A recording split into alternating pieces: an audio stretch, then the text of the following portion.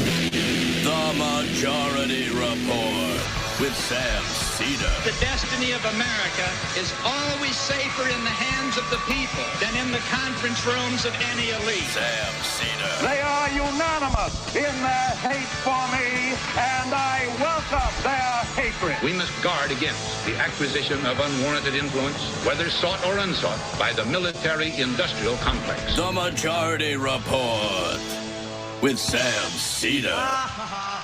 Ever get the feeling you've been cheated?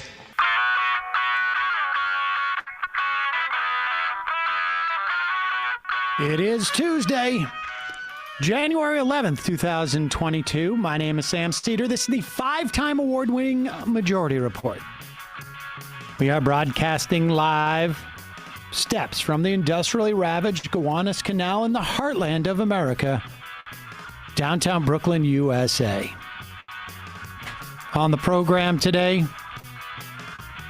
U.S. breaking the hospitalization records as more and more evidence mounts that vaccination may be our only way from pandemic to endemic. Also on the program today, Joe Biden backs the filibuster carve-out for voting rights. But voting rights activists are not impressed. Russia and the U.S. negotiate over NATO expansion.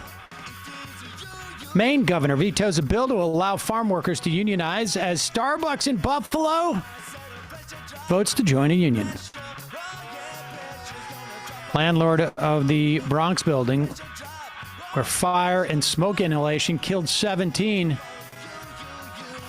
had been cited multiple times for safety violations.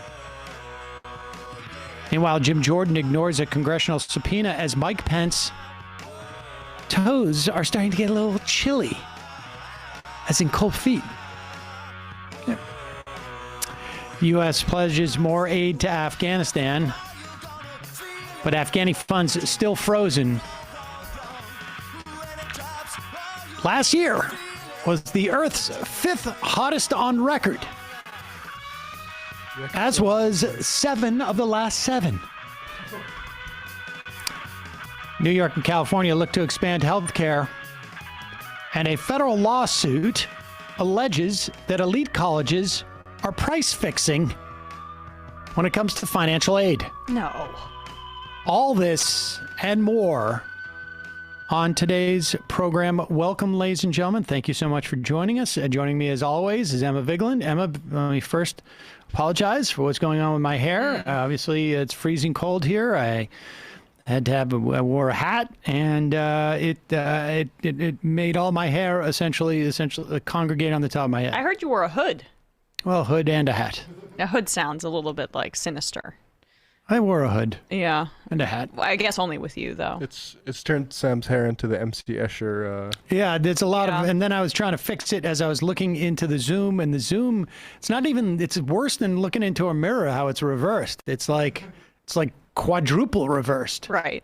It's just interesting how it's kind of bunched on the top, and it looks fake. It looks like I'm wearing a wig. It looks like a toupee, perhaps. Like a toupee. Yeah, I mean, who knows? I mean, just eventually I will get there. Yeah. It's just a matter of time, but at this moment, no, I'm not. You're not just going to go full bald? If I lose my hair, I'm shaving it. I would look forward to it, honestly. Oh, I'm definitely I've already sized out the toupee. Already got the toupee going. Yeah, no. Look, it really helped Frank Luntz's career. That guy took off. Whew. Yeah. I mean, I have no problems. There's some other adjustments. I used to refer to him, somebody the other day reminded me that I used to refer to him as the ethically and follically challenged Frank Luntz. I did not know that he had a toupee. Oh, yeah, for years. Years and years. Yep. The climate changed on his head. Move on! Thanks for joining us, ladies and gentlemen. It is the 20-year anniversary, if you can believe it, for Guantanamo Bay.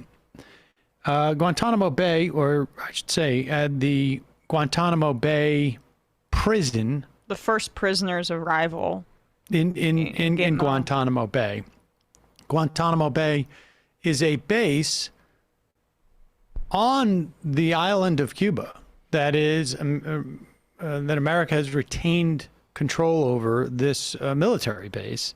The base obviously existed prior to 2002, January 2002, when George W. Bush started bringing prisoners there from Afghanistan so that they would be ostensibly outside the auspices of the U.S. Constitution in the way that we could torture them and hold them without any charges and in this sort of like extrajudicial, which is a sort of a nice way of saying illegal way. And there are still 39 prisoners there. There were 800 at its peak. 13 of those 39 have already been cleared. The other 26, I mean, there's never been much evidence for against any of these people. What happened was we put bounties up for supposed Al-Qaeda folks in Afghanistan. There are people there who were apprehended in other places besides Afghanistan. And what ended up happening was people wanted the bounty. And so if they had a problem with somebody in a rival village or within their village or in a rival tribe or someone that they stumbled upon, they would basically hand them over for a bounty, get paid, and then the U.S., years after it tortured these people, realized like, ooh, how are we going to get away with, releasing them without having any responsibility for them? Or without creating new terrorists in the eyes of the United States government, people who might actually have, among the many valid reasons people would be angry at the United States, I don't know, imprisoning and torturing somebody for a crime they did not commit might create some friction. Yeah, a little bit. Joe Biden has promised to close Guantanamo Bay, but there is been no evidence of that. And apparently there's a new secret courtroom that is being built. So, happy Guantanamo Bay. And just, for those people who think that Donald Trump was somehow an innovation of the Republican Party, I want to remind you that for maybe it was a full decade, Rush Limbaugh, who was the intellectual pillar of the Republican Party. You'll remember that there was no Republicans complaining when Donald Trump gave him the Medal of Freedom or whatever it was that he gave him. And for years, we saw Ted Cruz grovel to Tucker Carlson. For years, every single Republican would grovel at the feet of Rush Limbaugh. Rush Limbaugh was selling merch about how mocking the idea of Guantanamo Bay being anything other than basically a vacation spot for terrorists. I mean, just sick stuff. So make no mistake about it. The Republican Party, Donald Trump did not change the Republican Party. Donald Trump found a home in the Republican Party. And that's about it. He just moved in. I said this over and over again prior to him even winning the presidency or the primary. The Republican Party spent the past couple of decades constructing a suit, and it fit Donald Trump perfectly. And that was the only, that's really the only dynamic between those two. I found the Club Gitmo T-shirt, the merchandise. Oh yeah, go ahead, pop that up. I mean, they Rush Limbaugh made. I mean, there wasn't just a T-shirt. I mean, it was a full-on feature of the program. What, like some sort of sandals resort kind of joke? Oh yeah, that's hilarious. And then you also had, you had every right-wing commentary guy, pretending like, oh, I've just been waterboarded. It's no big deal. Right, yeah. That was the staple of their programming. Let's first start with just this clip of Jen Psaki. Chicago teachers are apparently returning. I don't know if they're returning today or tomorrow, because they are now satisfied that the Chicago, they were prepared to teach remotely since last week. Chicago schools wanted to basically discipline the teachers in some way and say, no, you need to come in regardless of what's going on. And just to give you a sense of what's going on, my son has not had anything other than a substitute teacher since he's returned from Christmas break. His principal was out with COVID. His teacher's out with COVID. Other teachers out with COVID. I don't know that he's had more than half of his classmates in class since the beginning of school. I will tell you what, my son came to me today. He goes asked me if I did my homework. Did you do your homework? No. Why didn't you do your homework? I didn't get any. I haven't had any for days. Because half the students are gone. The substitute teacher is there. I mean, I think the socialization is great. It creates a certain amount of anxiety amongst him and others because, of course, we are all aware of what's going on. We are deluding ourselves if we're telling ourselves that this is a period, particularly right now, these couple of weeks, is a period where we're educating our students. We are housing our students for people who need to go to work, for people who don't want to deal with their kids at home, or they can't. But let's not kid ourselves as to what's going on. But the fiction is necessary for the exact people who need the adults who have children, their workers, to have their kids in school. So this can be a much smoother ride for people. And the fact is, there could have been, and there are schools, I know upstate New York, I know there's at least a couple of school districts who are basically saying it's not a question of should we do remote or not do remote. There's simply not the staff because teachers are no more immune to catching COVID than anybody else. In fact, they are more likely to catch COVID because they're surrounded by 20 or 30 kids. Here is Jen Psaki at the White House maintaining this fiction that this is all about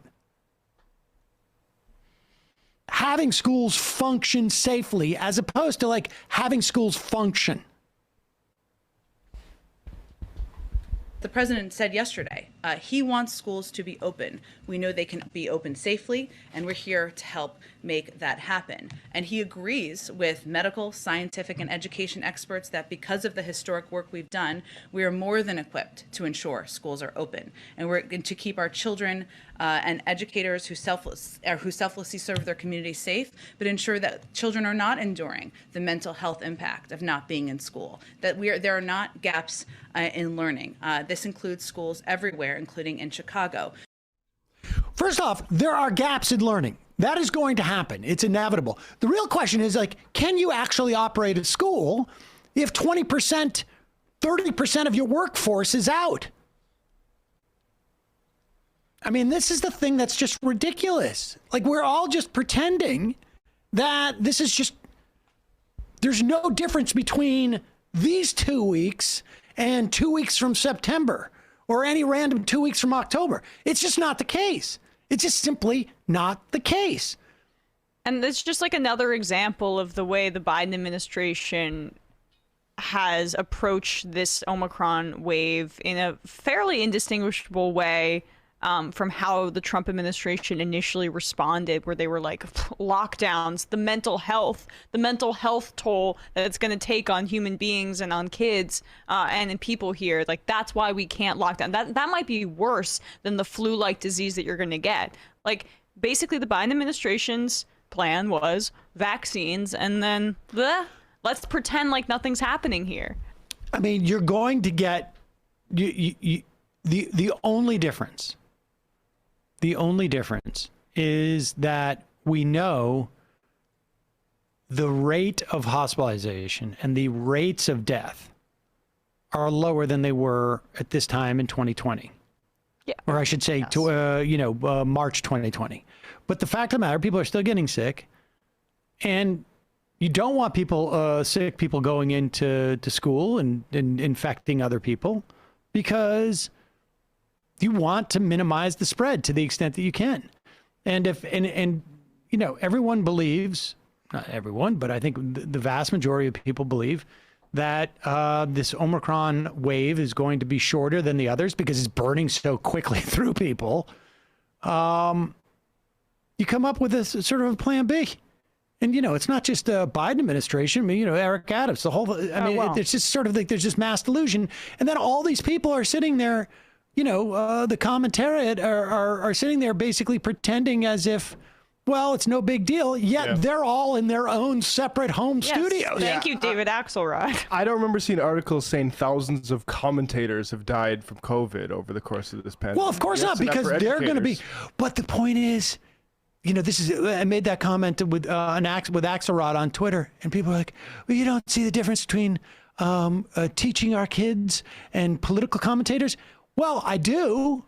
How about society recognizing that? Because that political commentator is making about 12 times what the teacher's making. And if the teacher's so important to our society, maybe as a society, we should act like it and say they're not so expendable. Except for Jen Psaki did say that she valued them, but I love this idea of like they're selflessly going back in. Well, wait a second. Why should teachers be selfless? Yeah. And how does that benefit society? That we're risking the people who we think are so valuable to our society, that the people who should be going in right now are the political commentators. The reason they call we can afford to lose a couple columns. The reason they call them valuable is because they see them as willing to take a sacrifice for society by not getting paid and by potentially contracting COVID, and they're happy that they're doing that instead of the rest of the population having to do so. They're so valuable that we need Reagan to do what he did to the air traffic controllers to them. Right. They're that valuable. Just a reminder, it's your support that makes this show possible. You can become a member at jointhemajority.report.com. Also, you can buy some merch, shop.majorityreportradio.com. And a reminder of the Big Live show is no longer on the, on the anniversary of January 16th.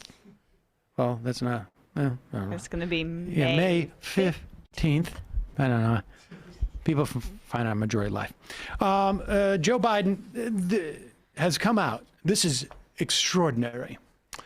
A year into his presidency, when it appears that his Build Back Better agenda is completely dead on, well, I want to say dead on arrival, except for it's been arrived for 8 months. And it's now finally dead. The master of the Senate. What were they calling him before? Did he have any nickname? 50 years in the Senate. I'll tell you something. If I worked somewhere 50 years, I would try and figure out how a place worked. But apparently he didn't. And he thought this was still an era where it was very important to bring Republicans in and negotiate with them. And therefore, the American public will see that he's being bipartisan, and Joe Manchin will decide that, no, I'm no longer in politics just to enrich myself. Yeah, it didn't work out quite that well. Joe Biden has, in really trying to sort of illustrate the idea of day late, dollar short, come out and said that he's endorsing a carve-out to the filibuster for voting rights. And the bottom line is he's either got to, sort of start to lean on Joe Manchin in a substantive way, or nothing's going to happen. And good for voting rights, activists. Folks like Stacey Abrams and other groups are just basically like, have fun in Georgia, but we're not going to be a prop for you. Yeah. And we are not going to invest our credibility that we have established in pursuing this for years, so that you get a photo op. So you can do your speech and you can talk about the filibuster, But if you don't make it happen, then who cares? I mean, that's significant. Stacey Abrams is running to be the governor of Georgia, and this would most Democratic politicians would show and get a photo op with Joe Biden, but like his position on this is so pathetic that she's not showing up. And people should remember this. Joe Biden did the same thing that he did with Elizabeth Warren in 2016. He did it in 2020, which was float the idea that he's going to pick Stacey Abrams as his VP candidate, which, if I remember correctly, Stacey Abrams was like, yeah, we haven't had that conversation. So my answer is, we'll wait, maybe not. And I imagine Stacey Abrams remembers that too. Once bitten, twice shy. Is that right? Is that the... Yes. Or shame on me, shame on you, or whatever it is, George Bush. Shame on me. Can't get fooled again. Can't get fooled again. But that's the bottom line. And so, I guess it's news that he said that, but it really doesn't mean much unless there's actually some substance behind it. And Sinema and Manchin already don't support. I don't. What bothers me most about this pivot too is that he's basically conceding Build Back Better's done. I mean, you touched on it earlier, but why are we moving on to the next thing if we're not done with? If we haven't put the final nail in the Build Back Better bill, like that needs to be the focus of the administration right now. I think. I mean, you can do two things at once, but the reason he's pivoting to this, in my opinion, is because. Well, part of it is he thinks he needs a political win, and he doesn't think Build Back Better is going to happen. Well, it's not just that, because this bill purports to impact redistricting, or potentially could, and you need to get that done now, because that won't work 6 months from now, or 4 months from now, or even 3 months from now. Once those districts are set, you will have a hard time finding judges who are going to, as you get closer to the election, reverse those redistricting. So there's also a clock on this bill. They thought they were going to get to this a lot earlier, but the Build Back Better, because they, the way that Joe Biden marshaled this thing, and frankly, Chuck Schumer, they blew it. You're right. It's just that you're not going to get Manchin to move on this if you already gave him all of the power with Build Back Better. Yeah, he's feeling his oats quite a bit. I just read some ridiculous story in the Washington Post that poor Joe Manchin's caught between the coal mine owners and the coal miners themselves. He doesn't give a goddamn. Give me a break. Give me a break. That's the party's predicament at large, basically. That's him. That's just him, setting up, his Sophie's Choice. Ridiculous. It says a lot that that's put up as a choice, though. It should be a no-brainer. Hey, you would think it would be a no-brainer. I think the coal owners, they've had a good run. Yeah. They've had a pretty good run.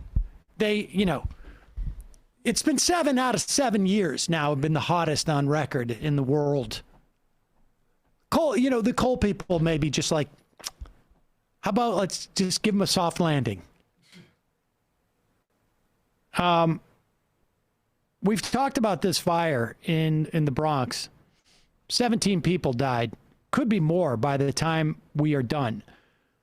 The vast majority of these people did not die from burns. The vast majority of these people died from smoke inhalation. And this is relevant, or I should say, it makes it a tragedy that could have been prevented, frankly. Here's let's play this clip, and then Emma, you could talk about what is being reported about this building. Here is our new mayor, Eric Adams, and pretty soon we should be taking bets as to how long he manages to maintain his mayoralty. But here he is at a news conference yesterday in the Bronx. And if we take one message from this that Commissioner Nigro has mentioned several times, close the door, close the door. That was embedded in my head as a child watching the commercials over and over again. We're going to double down on that message. My conversation with the Chancellor this morning, we're going to send out communications to all of our schools and state that we want our children to receive the same level of reinforcement. Muscle memory is everything.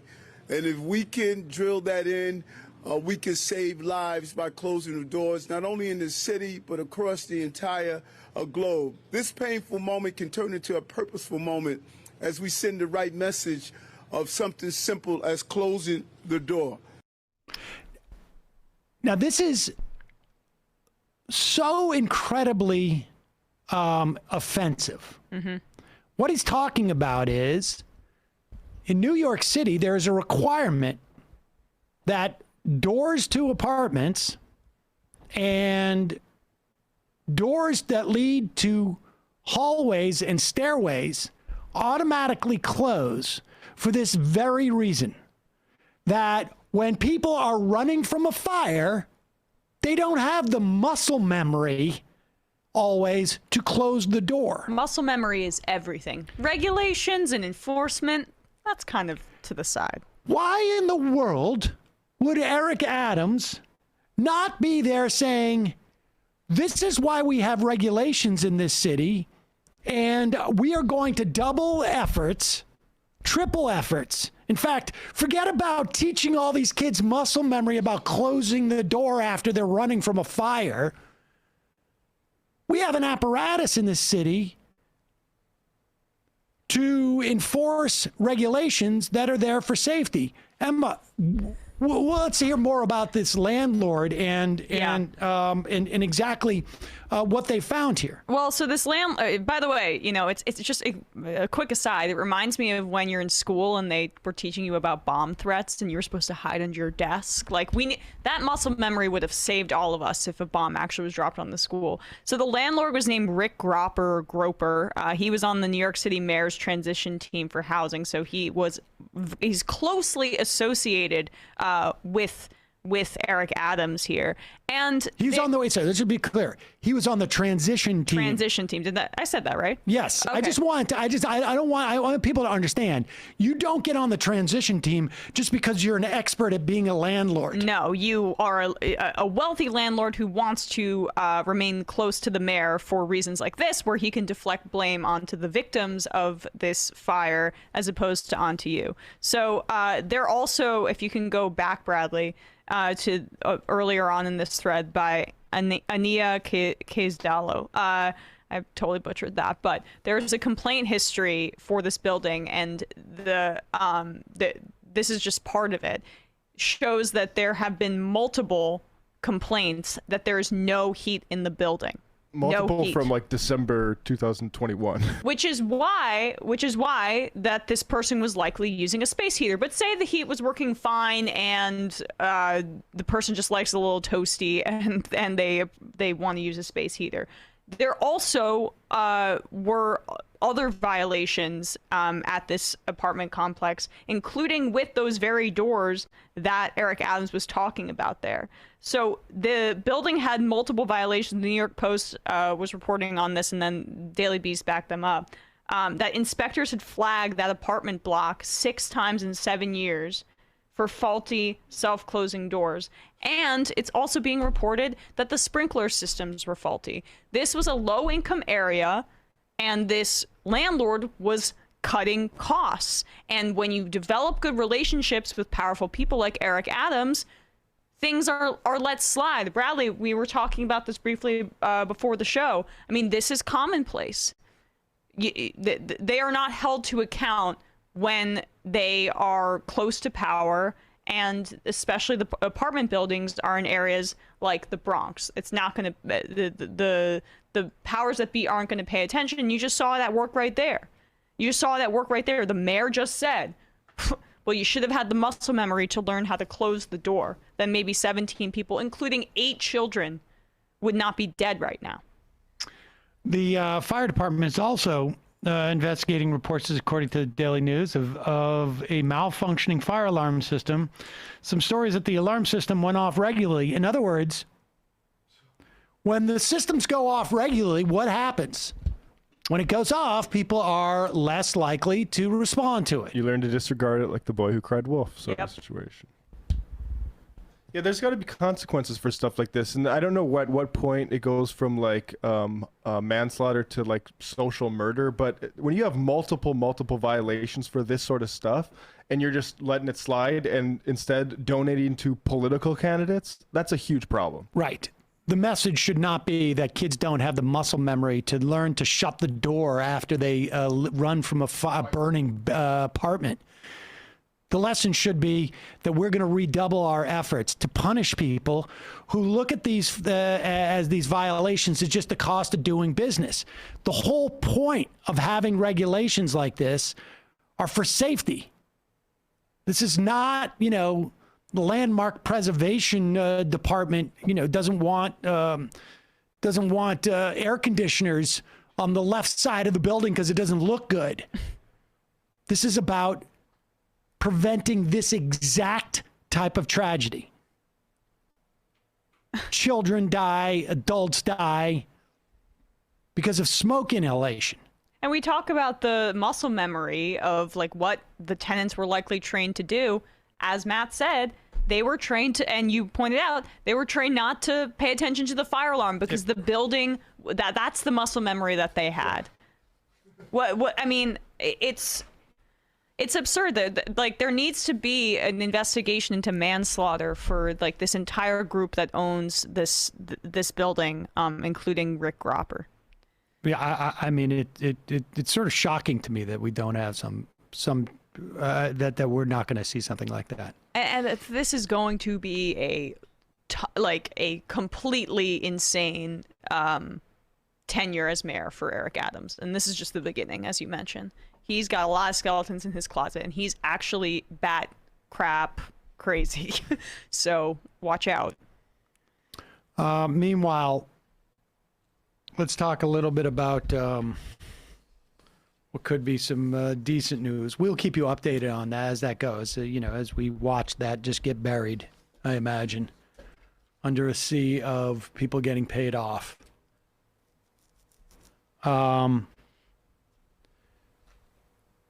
Good news out of New York State, potentially, and possibly out of California. It's going to take a while in California, and we've seen this on multiple occasions. But in New York State,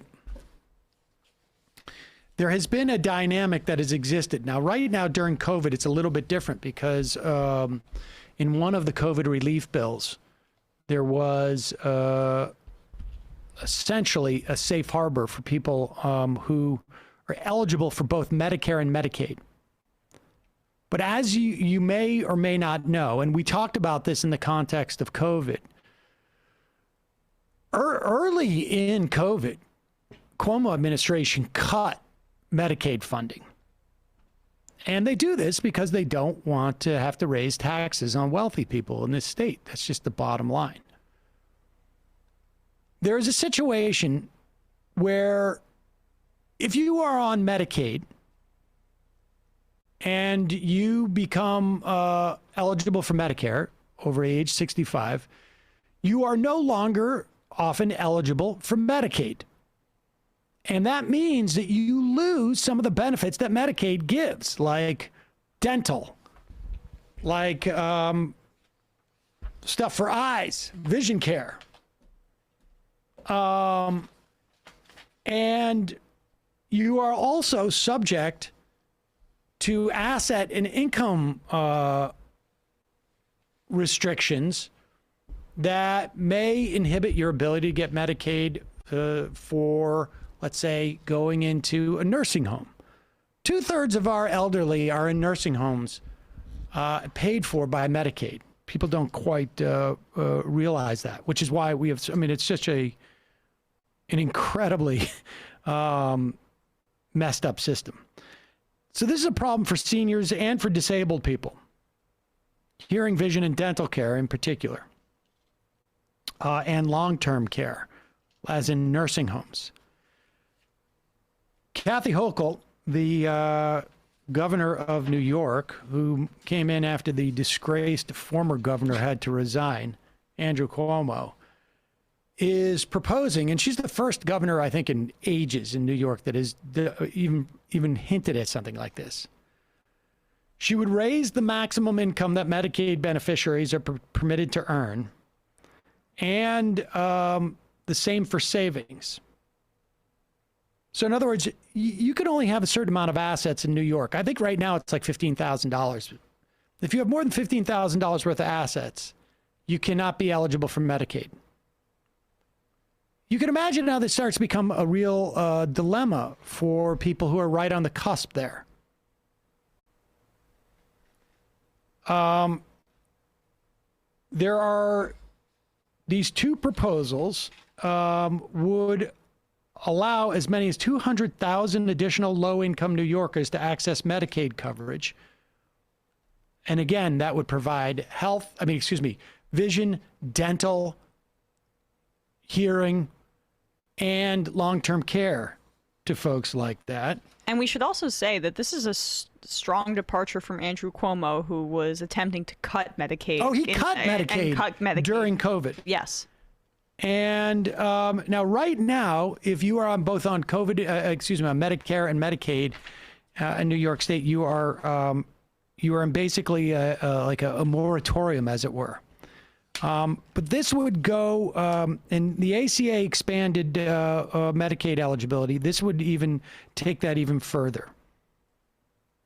So we will see where this proposal goes.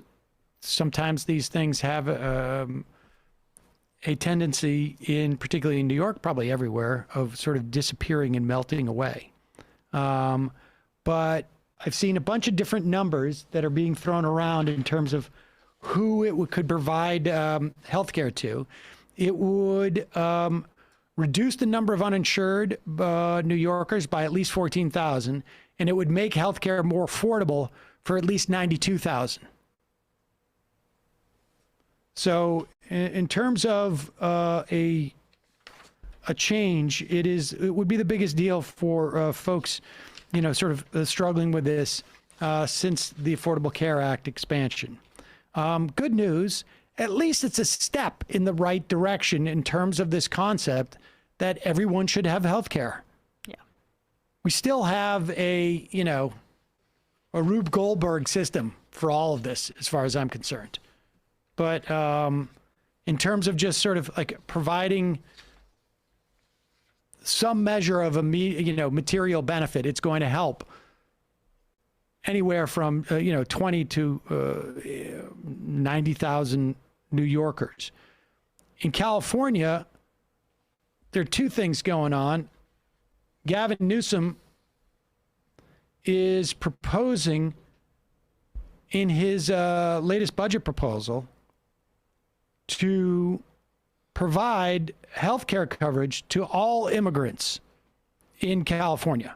Right now, I think it's for immigrants in California under the age of 26 and 55 and older. And this is looking to expand it for everyone there. In the event that they're eligible under, Medicaid, or they would offer it through their exchange. There's also a group of Democrats in California that are introducing a bill for a form of single payer in California. And Newsom, despite, I think in 2018, he was... He ran on it. He ran on single payer, but he basically said about this single payer proposal, his office responded and said, no, I haven't read it yet. I'm sure that's the case. The real question is going to be how much pressure is brought to bear on him on an election year, on a guy who clearly has national designs. Mm-hmm. And the pressure on the other side, because this is going to have to be approved by the voters, any single payer proposal, because it involves tax increases. The propaganda from the interest groups that are going to be affected by this the tax increases is going to be significant. Significant. California has this law that they passed, and it may in fact be a constitutional amendment in California. And this is just off the top of my head, but it basically is that any type of tax increase, the vast majority of the tax increase that you impose must go towards education, which makes it very hard for them to fund anything else. So this would involve a constitutional amendment that would allow for the taxation for a single-payer plan. The bottom line is this sets up essentially medical providers, medical care providers against the nurses union in terms of big interest groups. And then, of course, there's the California people who, you know, they're just third parties to this. Well, they've I mean, like, again, this is just this is not a comment on people in particular, but the California voter base has shown they can be swayed by these well-funded propaganda campaigns in the past. Most recently with, what was it, Prop 8 with the Uber. Yep. I don't know if that was 8, but it was SB 42. What, I can't remember. Proposition 8 was the gay marriage one. But yes, the one which 22. Yeah, 22 exactly. This one is Assembly Bill 1400. It would create CalCare, system governed by an independent board of directors that would provide access to any doctor regardless of network in a wide variety of medical services. The new entity would push to bring payments to providers more in line with the cost of care. That's the problem. It would seek to negotiate lower prices for prescription drugs. So in other words, it would cut into the profits of the medical care providers. That's incidentally, at the end of the day, that is the big obstacle. I think for years people just assumed it was the insurance companies. And I think the insurance companies obviously push back against this, but it really is the providers who are the bulwark of the anti-single payer, because they're the ones who are going to really lose in terms of some type of pricing discipline. Because right now it's like you know, imagine being the most uneducated person you could about cars and going in and taking it into the shop. And the owner of the shop comes out and goes like, "Oh, we gotta readjust your carburetor, and that's like a $1,500 job to recalibrate the carburetor. And of course, your brake shocks are gonna needing replacement, and we're gonna have to put your motor trend is also really well on balance. We're gonna need to it's very expensive." I mean, that's basically the situation we're in right now. Well done. Thank you. I'm trying to prove point. I got lost. That's exactly. That's the point. If you look at like the medical pricing in this country, it's insane, and it's only because we don't know. Do I need an MRI for this? If you tell me I do, I do. Yeah. How many different, doctors do I go to find out? We all got to do our homework a little bit better, is what you're saying. Yes, you all need to get medical degrees. We need the muscle memory of inspecting our own medical issues. Exactly. I mean, now you can look on YouTube and you can say, hey, wait a second. I don't need, what is a motor trend? That's the name of a magazine.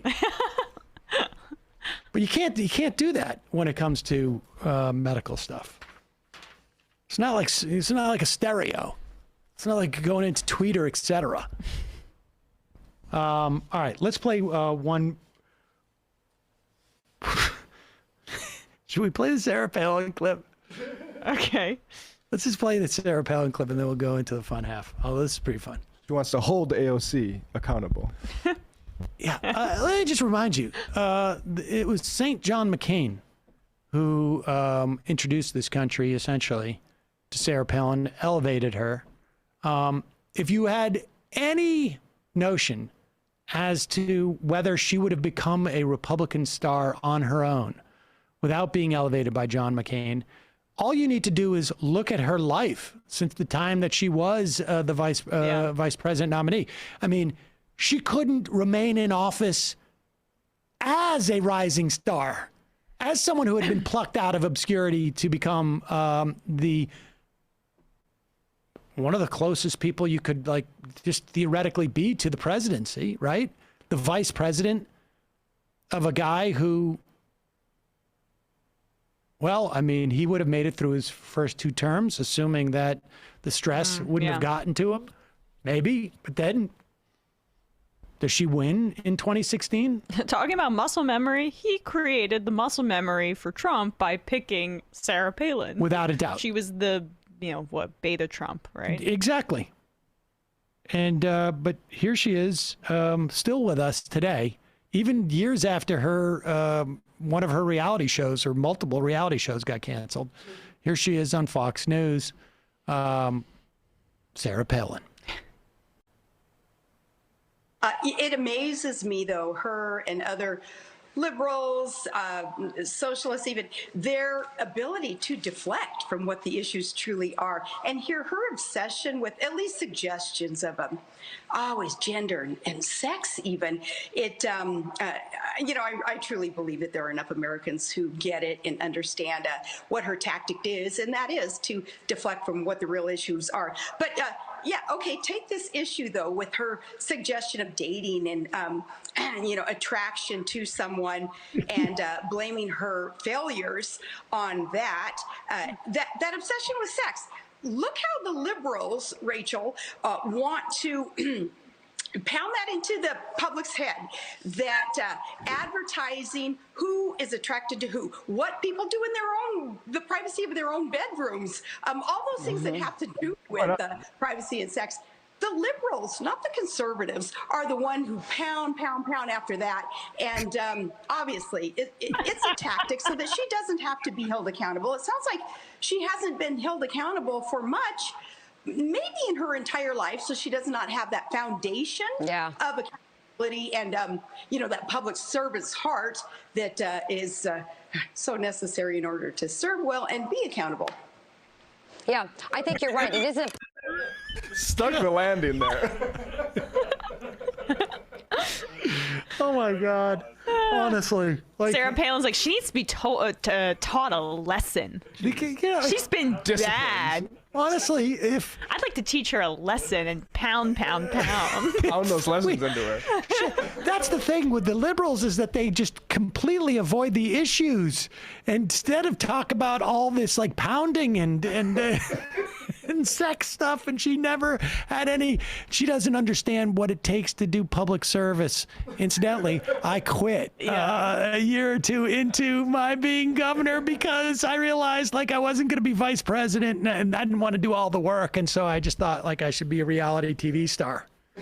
Her hypocrisy. I mean, honestly, like if you were to write that segment and be like, "What do you think? There's a chance that we could get Sarah Palin to play herself in this and just do a bit where like she just there's no way you'll get. Oh my God, she said yes." Any actor would look at that script of words that Sarah Palin said there and be like, I can't perform that. What do you mean? It's too on the nose. Weird mental breakdown. Oh, no. I think there's a couple of comedians who could pull that off. I definitely think that but the problem is that it is, you need someone to pretend to be Sarah Palin to make that funny. Let's play that again. I saw Tina Fey was trending this morning. This is too good. I mean, understand just listen. Just remember where she ended up, where she landed. Yeah. And so at the beginning, you understand where she's going at this point. This is like, the moments of panic. Trying to think of what TV shows you go back and you watch and go like, oh yeah, no, now I've seen the ending. Like, I can't believe this is where they started. It amazes me, though, her and other liberals, socialists even, their ability to deflect from what the issues truly are. And here, her obsession with at least suggestions of always gender and sex even.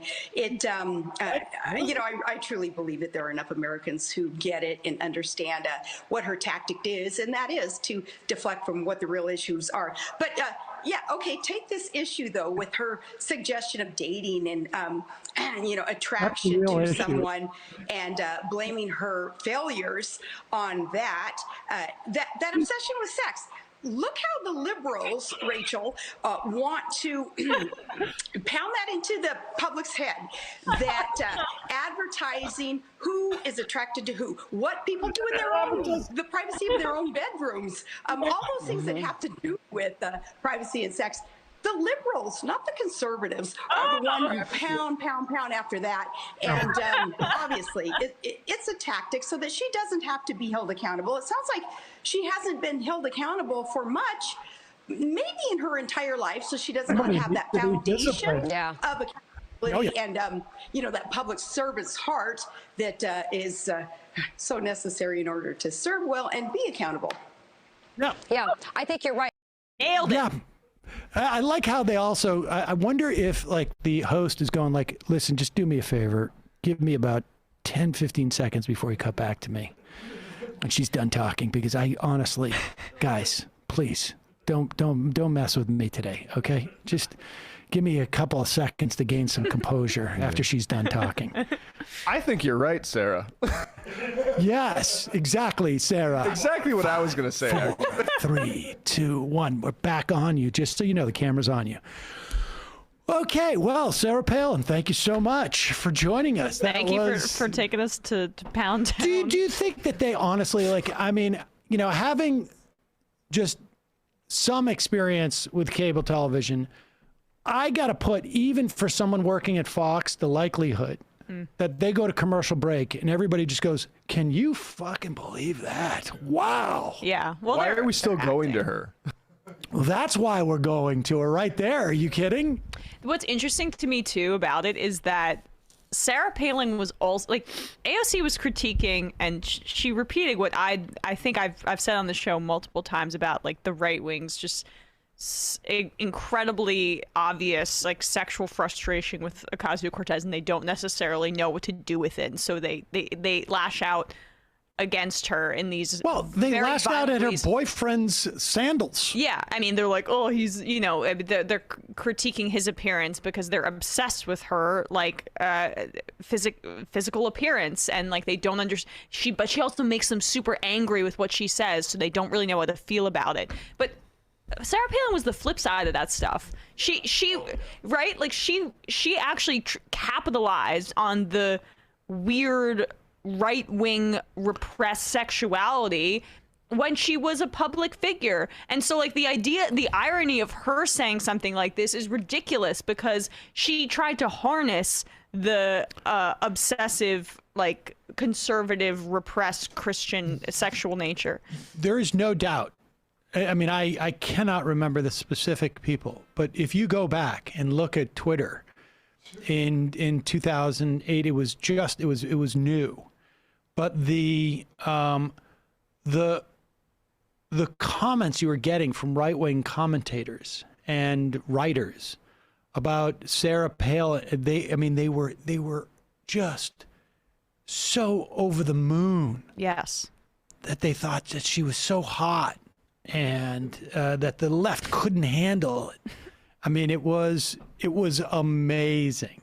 It really was amazing. Vanity Fair 2008. Sarah Palin, smart, scrappy, and oh yes, sexy. Yeah, I mean, there was tons of that from right-wingers. Right. Tons of it. Yeah, I mean, I remember that was like the main, like as someone who I wasn't really following politics that closely. Like that was like the main thing people talked about her in North Dakota, at least. That was the premise of the SNL skit with her and with Tina Fey playing her and Amy Poehler playing Hillary, where Hillary was unattractive and Sarah Palin was like, stop photoshopping my head on bikini bodies or whatever. She was like, her attractiveness to conservatives was one of the number one things about her, and then she's trying to claim that it's the left that's obsessed with sexuality in politicians.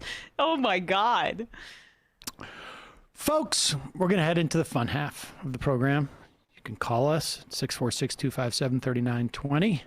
You can IM us by picking up the app at majorityapp.com. It can be part of the program. It is also your support that not only supports the free half of the show, then gets you the fun half every day, delivered in your podcast or your podcast server, whatever you call those. I don't know. I've only been doing this for 11 years. So just working down the sales pitch. A podcast server. Podcast server.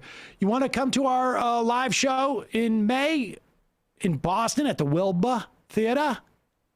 Do so by going to majoritylive.com or majorityreportlive.com. Check it out. Matt, what's happening in the Matt Leckian media universe? So go check out the John Milton Areopagitica episode of Literary Hangover, talking about the classic free speech text from 1644, and also about John Milton's history as a polemicist, including his... Whoa. What did I say? I didn't know that. Oh, yeah. That was the main thing about John Milton. The whole, actually, the thesis of the episode is that he's misunderstood mainly as a poet, but all of his works are extremely political. And so we go over some of his prose works, including The Tenure of Kings and Magistrates, written during the lead up to Charles I's execution and published after it, saying, yes, we can execute kings if they don't serve the people, and a few of his other prose works. So don't tread on me. I heard polygamist. That's not John Milton, but a polygamy? That's what I heard. I heard polygamist, not polemicist. He was not a polygamist, but he was accused of libertinism, Emma. So okay, there you go. Because I was like, that is in line with what you said yesterday, but I misheard you. All right. Never mind. Sex on the brain. I'm on the left, right? I can't stop thinking about it. Pounding. Nobody's not with us today. We will see you in the fun half.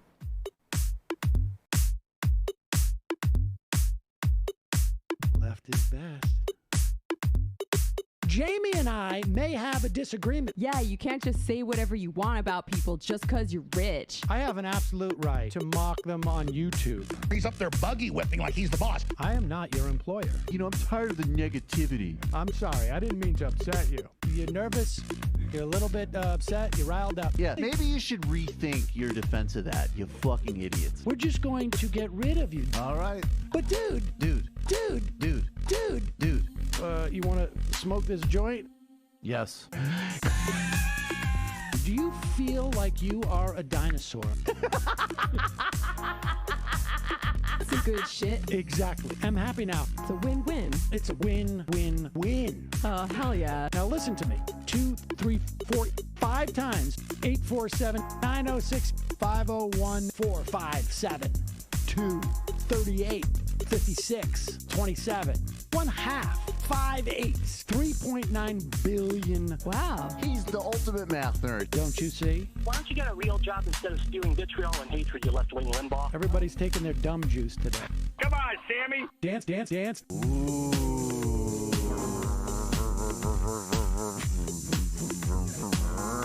Rand Paul. I had my first post-coital scene with a woman. I'm hoping to add more moves to my repertoire. All I have is the dip and the swirl. Fine, we can double dip. Yes, this is a perfect moment. No. Wait, what? You make under $1 million a year. You're scum. You're nothing. Excuse me? Fuck you, you fucking liberal elite. I think you belong in jail. Thank you for saying that, Sam. You're a horrible, despicable person. All right, gonna take a quick break. I want to take a moment to talk to some of the libertarians out there. Take whatever vehicle you want to drive to the library. What you're talking about is jibber jabber. Classic. I'm feeling more chill already. Good. Donald Trump can kiss all of our asses. Hey Sam, hey Andy, you guys ready to do some evil? Hitler was such an idiot. That guy might be a Nazi. Agree. No. Death to America. Do. Yes. Wow. Wow, that's weird. No way! Unbelievable.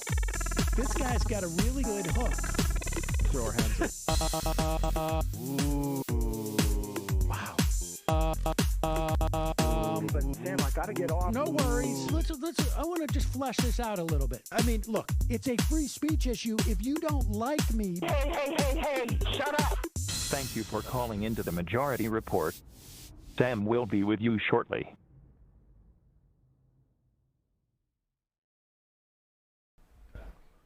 We are back, ladies and gentlemen. Sam Seder Emma Vigeland, Matt Leck, Bradley Alsop. We're here. Yep. All four of us are here. Bradley, you never remember to turn on your mic. Phones are on. Ladies and gentlemen, IMs are on. Starting with Helena. Hi, Sam. What is your Chris Noth story? Oh, there you go. Right at the top of the show. Well, I'll get to it. Well, I got two stories, actually. One is, years ago, I did a movie. I can't even remember the name of it. I don't know if it ever came out. It's a low-budget movie. Chris Noth was the lead. He was clearly upset that he was doing a low-budget movie.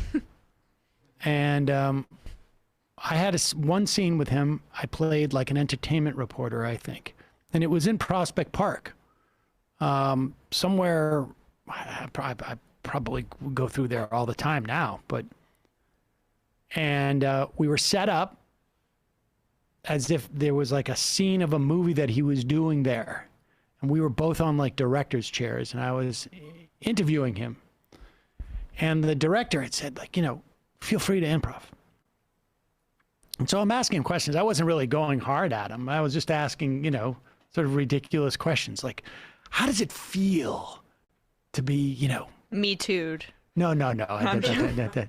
And at one point, like, I asked him a question. He goes, "What's going on?"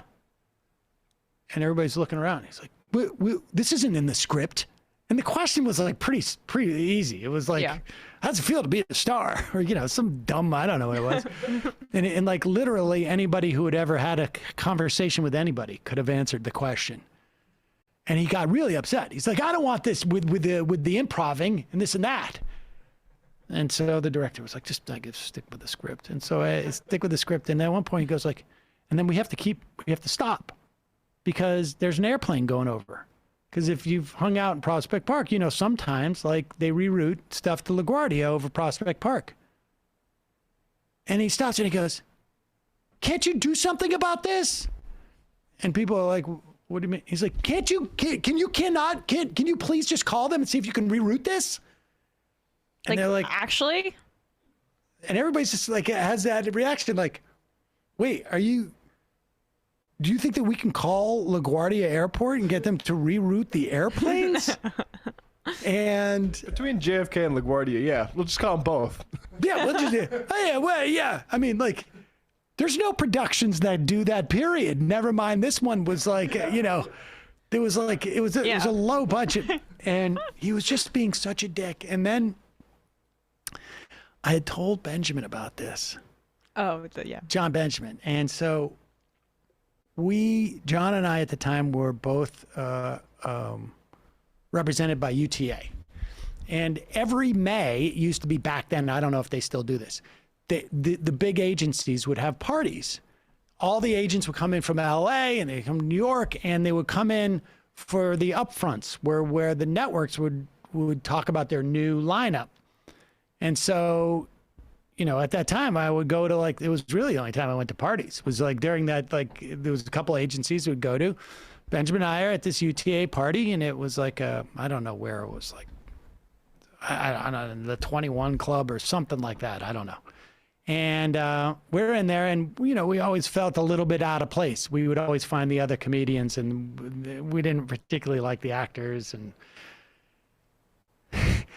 And so I had told Benjamin this story, and he sees Chris Noth. And he comes up and he goes, "Chris, how you doing?" And he goes, "Good. Who are you?" And he goes, "I'm your agent." And he goes, "You are? I don't know you." "No, I'm on your team. Steve, Seth, Bernstein, whatever." And Chris is like, "Okay." And he goes, "Chris, we got to get you in TV." And he goes, I'm in TV. I'm on Sex and the City. He goes, "Yeah, no, I know. More TV. We're going to get you a lot of TV." At one point when Chris Noth had to basically say, like, "Look, could you get away from me?" or something like this. It was really, he was so confused by Benjamin at that point. That was the story. I mean, it's not a big story, but. Oh, but confirms he's a dick. Oh, he's a huge, massive dick. Yeah, no. MSNBC sociologist. Do you think Novak Djokovic will use Djokovic will use his experience in Australia to shine a light on the condition of the refugee immigration centers where people are kept in appalling conditions with no access to medical treatment for some up for 10 years. Oh, absolutely. Yeah. I-5. Sam, can we dare you to get the Elon Musk hairdo? You can dare me. I won't do it, though. That's not fraud. Sam, did you know that Ethan Klein has taken on the moniker of Hairline King? Deservedly so at press time. But come to think of it, you have a generation on him and still think you give him a run for his money. What does that mean, Hairline King? He has the best hairline. Oh, yeah, probably does. By the way, did any of the crew want to react to Ethan's criticism of Joe Rogan spreading misinformation over the break? Also, to the right wing attempting to manufacture controversy out of Ethan supposedly calling Rogan unhealthy via an obviously satirical tweet. Separately, this program was on the money a couple of weeks ago with its prediction of right-wing pivot on the part of the Biden administration. I didn't see Ethan criticizing Joe Rogan for spreading misinformation over the break, but I agree Joe Rogan spreads misinformation. I mentioned this to you before the show, but Joe Rogan is doing all meat diet. Yeah, the Atkins diet. It's called right. But it makes it so much manlier not to call it the Atkins diet. But if you're eating deer and elk and that's it, and duck eggs, not those like duck eggs, little pussy eggs, chicken eggs, gotta be duck eggs. I did the Atkins diet, like I guess it was probably 20 years ago when it was like big and you were embarrassed to that you're doing the Atkins diet, but it was great. You just like, I would eat egg, milk, egg, cheese and sausage and bacon for breakfast and lunch. How did this become a diet? You know what it really is? And apparently he's doing it with fruit too, which is weird because the Atkins diet was basically like no carbs whatsoever. No, he's adding fruit this year because last year he did the Jordan Peterson diet. Didn't that give him scurvy, right? That was... Peterson had some serious medical stuff going on. I'll tell you what, there's another term for the all meat and fruit diet, and that is called the diarrhea diet. Yeah. The Atkins thing was, I got to admit, like I was on it and it was like taking steroids. I've never taken steroids, but it felt like I was on steroids. Like I could feel my heart pounding, like just pounding. It's because you're just digesting meat all the time. It's like a keto thing, but it's like high state of ketosis. Yeah, that's not. And your heart is pounding like this, and you start to feel like everyone around you are weak and fat and like you want to beat them up. And you think like I could live like this, like I am like this is like when you are Thanos. You feel like you're Thanos for a month, and then you get off it, and then like 4 days later you're like, holy shit, what was wrong with me? Oh my God, I can never do that again. You have the coke like, come down. You feel like all my organs feel like they need a vacation for 2 weeks. It's really funny. You look at Jimmy Dore's recent videos, and he does so much like this person attacked Joe Rogan. And he so I didn't know this was Ethan at first, but it's like hilarious Rogan attack is the thumbnail, and the title is obese podcaster actually criticizes Joe Rogan's health. What a bootlicker or like hanger on. Like how cloying is Jimmy Dore? And then another one. Joe Rogan's in great shape, man. Also, he looks like shit. He looks like he's on human growth hormone, and like I don't know if he is. I don't want to look like Joe Rogan. Rogan versus Stern. Who's bigger? Joe Rogan's viewers dwarf establishment news shows. Like, I mean. Enjoy your content. Joe Rogan looks like every dude I used to see down the Jersey Shore who's trying to pick up like 25-year-olds. Listen, I will tell you this. I've seen Joe Rogan throw a softball. It's not impressive. The one thing I guarantee you will never see is Joe Rogan play a celebrity softball game. Juicy. Buy toupee. Do you mean a Stephen Miller spray job? Loki, happy Tuesday, Sam. Say what you will. Michael Jordan normalizing a shaved head is arguably his most lasting contribution to the world. Death to America. Should the American left be working to undermine the U.S. in different ways instead of improving it as the left does now? Because if you try to improve it, the only thing you do is clean up its image, and you can do nothing anyway to stop its warmongering and undermining of other people's elsewhere. You even suggested sabotage before, so does it not sound like a good idea?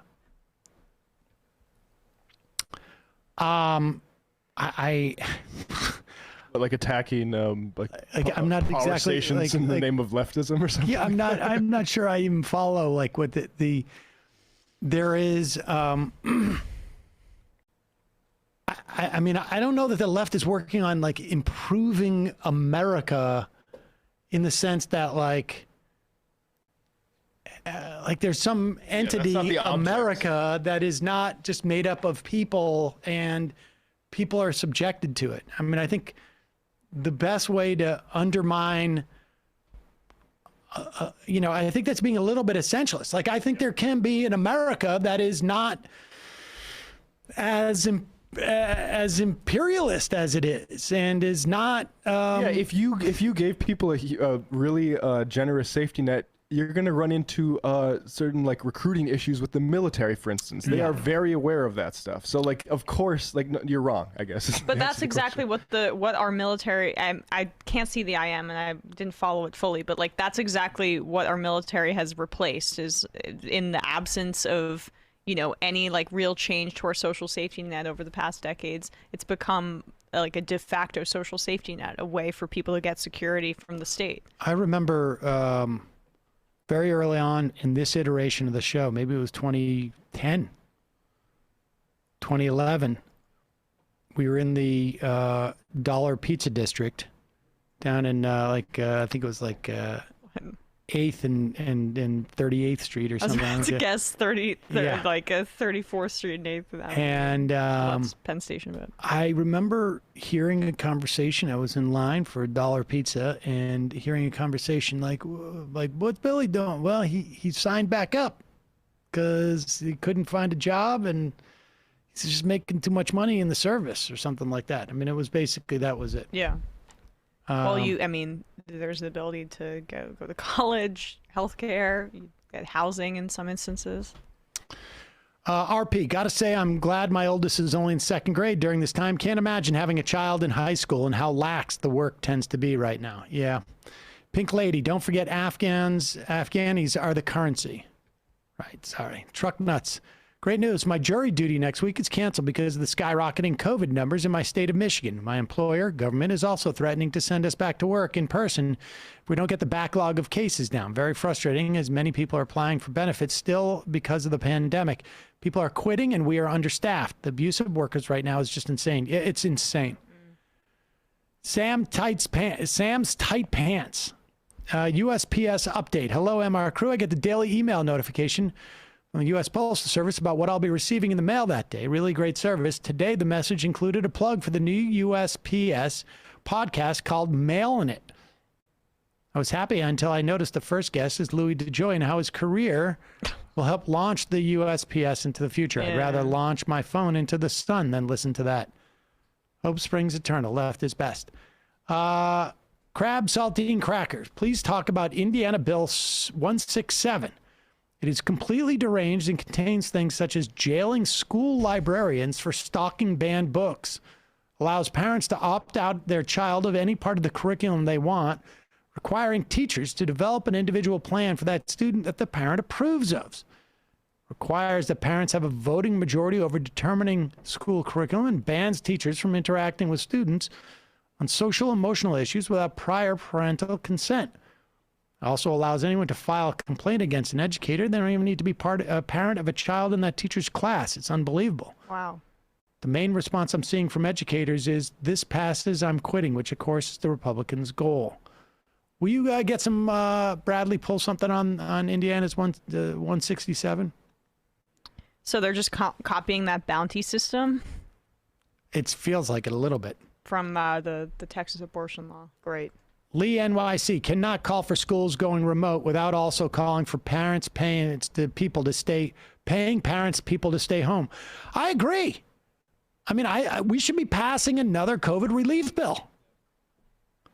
Adams is disgusting, but he's grandstanding for part of his base, working class parents who cannot afford to stay home. But there's also this is coming from upper class parents. But I will also say this. You don't necessarily have to shut down schools, but you do need to give a remote option. Mm-hmm.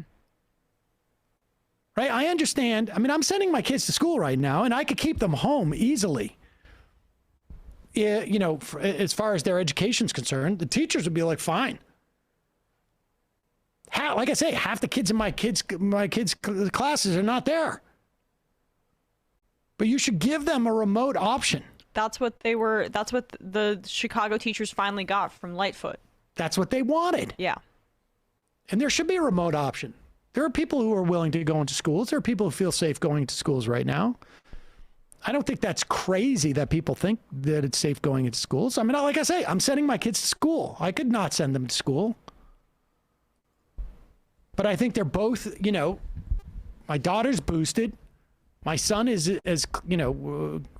like at the prime of his protection from his second vaccine. He's 8 years old. He's very conscientious with his mask. Both my kids are. They both report that the kids in their class are conscientious with their masks. And so I'm comfortable sending them into school. But part of that is because there's no remote option. So it's not, but I agree with you. We should have more COVID relief as well. Joined and unionized. There's a critical vote today in Medicare for All in California. All California listeners should call their state congresspeople to support AB 1400. Sam Seder. Why is Biden pivoting from one failure to another that is sure to fail? Does anyone seriously think voting rights will happen and not just be the BBB failure 2.0? Hope Springs Eternal Majority Report, wardrobe coordinator. If Biden had any balls, he'd cancel that speech in Georgia and do speeches in front of mansions, yacht, and whatever bathroom cinema is hiding in. Make their lives uncomfortable. Indeed. Let's go to the phones. Calling from a 616 area code. Who is this and where are you calling from? Hey, this is Sam from Grand Rapids. Sam from Grand Rapids, Michigan. What's on your mind? Yep. Yeah, I just wanted to, I actually am a Michigan State student, and I just wanted to talk a little bit about how freaking bad COVID is here, if that's all right. Sure. Yeah. I know firsthand. My kids came back and had to quarantine after their visit there because they were exposed. Oh, my Lord. I mean, it's all, of course, following, Christmas break for everyone and everything like that, but I went, me and my girlfriend went home to Grand Rapids from East Lansing and, for just a couple days, came back to East Lansing for a couple days because we had some appointments and stuff we had to go to, came back, and then my dad's sick. So after, we have dinner and everything, and after dinner we were like, yeah, we have a rapid test. Dad got tested, right? And, my family's quite liberal and pretty conscientious, but it's one of those things that, sometimes you just don't think about it. Got him tested with the one rapid test we had, and he's positive. So then we're all in quarantine. The number of pharmacies that everybody's had to call to find rapid tests is, oh, they're all sold out around here. Yeah. They're sold out in New York City, too. I mean, they've been sold out in New York City for 2 weeks, it feels like. Well, I literally passed by one drugstore, one Duane Reade in Manhattan, not in Brooklyn. I haven't been able to find any in Brooklyn, and I hoarded them, and I just got 6 or 7 or whatever. But anyway, keep going. Yeah, no, that's the situation that we're in too, because you don't want to be hoarding anything on one hand, but the other thing is they're not available. That when you get a chance at them, what are your you almost have to, you feel like you have to get, as many as you can, because, I have, at back home, I've got something like 5 pharmacies in the area we call each one and they're all out. Or what you're supposed to do with like a Walgreens is you're supposed to check the website, but they go out of them so fast that the website's not accurate. And so I'm calling. The good news is, though, is that now your insurance company will reimburse you once you pay for it, and then go through all the paperwork. Not yet, right? January 15th. Oh, starting in a couple of days. So you can't buy them yet. Yeah. So you can't, A, find them, and then B, you've got to basically hire an accountant to get your whatever it is. Then it's $11, and then it's $23. Yeah. Well, it's $11 if you find the cheap ones. Right. Because what I found out is there's like a Target in my town. I go to the Target, see that they have them for $24, which is what's normally if you get a 2-pack. So I grabbed the 4 that I can, started walking out to the cash register, and I realized, oh, these are all singles. So I put those back thinking, because it was like the second place I'd gone, going, oh, well, I should be able to find them somewhere else. And then I had to, drive to and/or call about 15 different places before I could find any. Yep. And then at the end of all this, it's, pardon my French, but we're, fucking over poor people because it's all, okay, well, you got to get some KN95s for your family. And you got to get, if somebody's positive, you got to test them over and over again. Yep. Test everybody else in the family. I'm talking about a couple $100 and yeah, COVID it's tests, absurd. It's absurd. It's insane. There is every disincentive possible, even if you are conscientious and living in an area where it's. The reason why your parents didn't think that it could be COVID is because. As far as I can tell, the entire state of Michigan is in this state of denial, to the point where I can't even tell you, literally. I heard a story at the start of COVID in North Dakota where it's everybody at this workplace was literally having conversations about, I think I'm having allergies or maybe there's some mold thing going on in the middle of the pandemic, and it's you all just have COVID. Yeah, and the idea that there's this type of disincentive to actually testing, it's nuts. It's nuts. It's absurd. Well, my family had, I think a dozen people, but for a New Year's Eve party with it was my family and my aunt's family or whatever, but we didn't get tested before going there because it would have been hell to just get the test, but also it would have cost us all together. Yeah, $200. Yeah, just for, and that's just to double check for that day, which is probably where my dad got it. But and at the end of and the other thing is, he works at a steel mill. He's not allowed to go back until he's test negative. And, thankfully for him, he was only off for a week, but his job was also only going to pay I think this is somewhat mandated, but only supposed to pay him for, the 5 days that he missed. If he was still sick a second week, he gets nothing, So, and he still needs to, it's on him to test negative, as if that's, some sort of choice or anything. Appreciate the call, Sam. Stay safe. Yeah. Y'all have a nice day. Thanks. You too. You just got to be built different. Beat the virus quicker, then you'll get paid. Calling from a 704 area code. Who's this? Where are you calling from? Hey, this is Casey. I'm from Georgia. Casey from Georgia. What's on your mind? Yeah, I wanted to talk because I hear you talking about your kid in school right now, Sam, and then I also heard about another New York teacher, and I almost think it's quaint hearing about I don't mean any disrespect to that lady that was on the other day, but hearing her oh man, they only have cloth masks. It's I'm in Georgia. No one's wearing masks. You talk about that denial in Michigan. Right. We have it here too. Yep. Even the teachers don't wear masks. That's the crazy thing. Somebody told me. I wear a mask. Are you a teacher? Yeah, but I'm a substitute.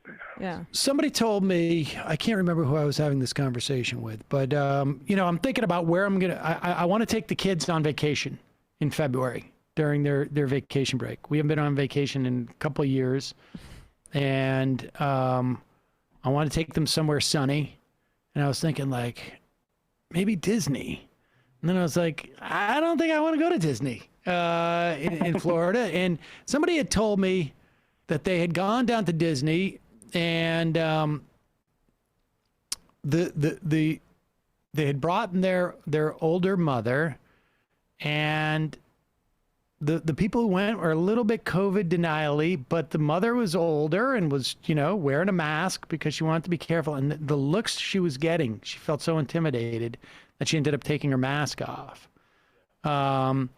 And I just it's just insanity. I just don't understand it. It's just the way my school district works is that we have this thing called a tiered response where there's no mask mandate, and once we get to 1% cases in all students and faculty, then we can recommend masks, and then it's not until you get to 2% that they're actually going to start mandating masks. It's like, can't we have be proactive here? Like, it's obviously going to get to 2%. Like, the cases in my county are skyrocketing. It's 200,000 cases in Georgia a day right now, more than that. And then, probably double that for the true number when you're talking about cases that aren't being recorded. That's 0.5% almost of the state population a day. It's obviously going to get to 2%. Why can't we just be proactive and have the mask mandate now? It's just I feel crazy because I feel like the building's on fire and everyone's just sitting around we'll call the fire department in 5 minutes. Well, is there fear? Let's wait until the second floor. You cannot call the fire department until the second floor is started to burn. Right, yeah. Is there fear about the parents, basically going nuts if the kids are required to wear masks? That is the reason, and we're not even supposed to tell kids to wear masks because the fear is that I tell a kid to wear a mask or put on a mask, they go talk to their parent calls the principal, goes crazy on them, and then I'm in trouble. Mm-hmm. So this mask thing, I just can't. And yet all the conversation among the press is about how authoritarian pro-mask people are. That dynamic is completely the opposite of what is actually going on in reality. I've experienced that too. Wearing masks into a restaurant in North Dakota, people don't look at you so bad if you're wearing it outside. or at least I wasn't sensitive to any looks. But if you go into a bar and you don't immediately take it down, people glance at you. And I've been to a bar where the two of the owners, both hospitalized, and one of them died. And in that bar still, people don't wear masks. Let me ask you this. Have you proposed that you can wear a mask if it says soy boy on it? No, but it has to be yours. Let's go, Brandon. For him. Right. Yeah. I'm a soy boy. And that way, you're at least paying respect to everybody, and hang in there, man. I don't know what to tell you. You're not crazy. I know I'm not, but I feel crazy. And I would imagine. One more thing before I go.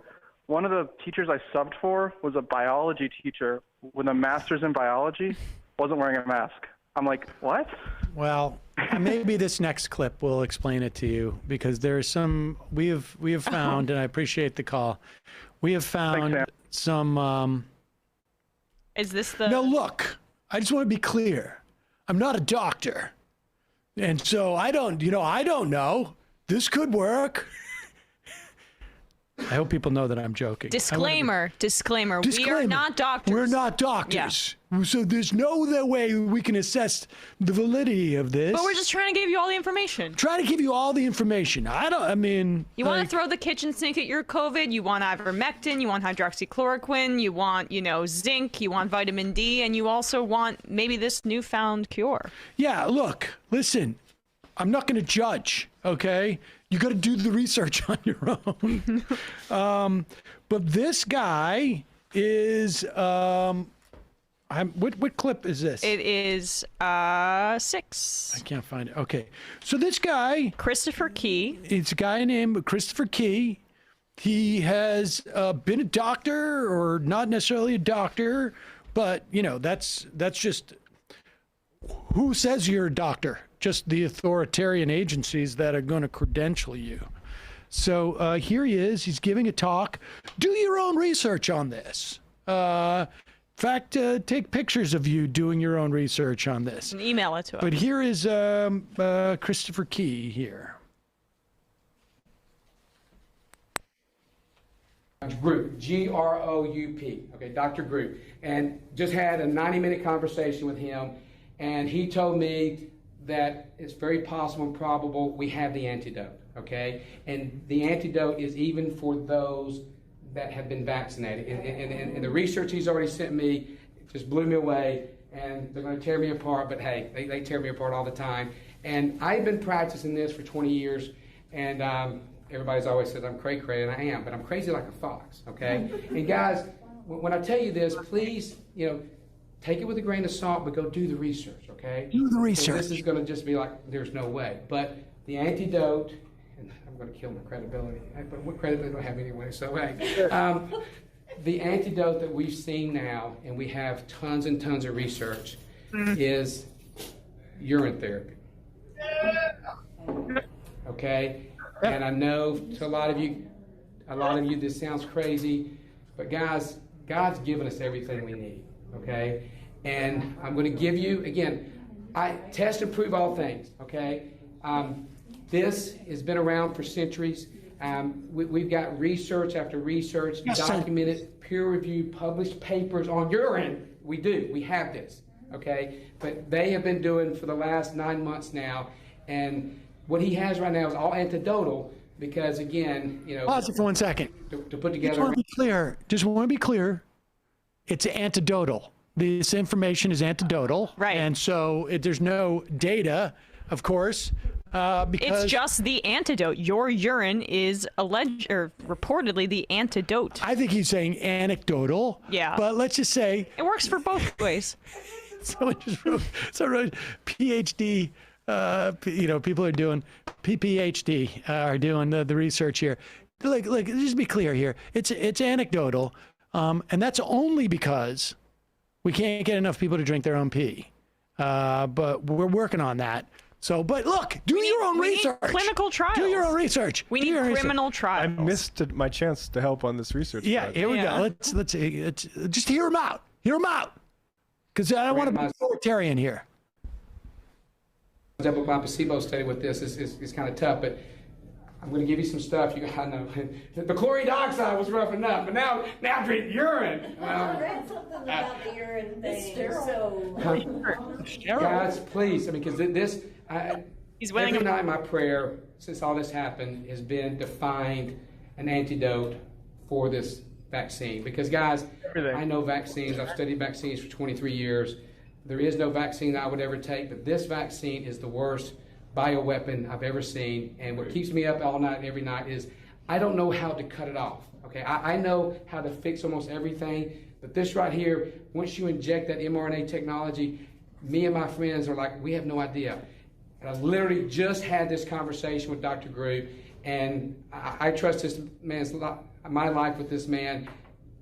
I'm not a medical doctor. I'm not telling anybody to drink their own urine, but I drink my own urine. I've drink my own urine for the last 23 years, and I'm still alive. And I drink bleach. Not bleach. I drink chlorine dioxide. But anyway, look into this. I've got your chlorine dioxide, and now I'm going to turn it over to David. Oh, thank you. I like when he goes right up to the camera. I drink my own urine. I will say say for 23 years. Listen, I don't want to. It's one thing to make light at this, but I will say this: that in over 25 years ago, I did do a small, low-budget movie where I did have one of my characters drink their own urine, just as full disclosure. And so it's not like I'm just You're not averse to I'm not dismissing this out of hand. I know that people do drink their own urine. It is urine sterile. Therapy. It's called. It's urine therapy. So this cures the vaccine. It is one of the ways to reverse the effects of the vaccine. Now, he's turning lemons, the vaccine, into lemonade. That brings up Dan Bongino. Didn't he drink his own? Yeah, Bongino's safe probably then. But why are they trying to make their fetishes into like medical treatments? Well, look, I mean, I'm sorry, I didn't do my own research. There's a good chance And I think, this is just anecdotal too, or anecdotal, antidotal.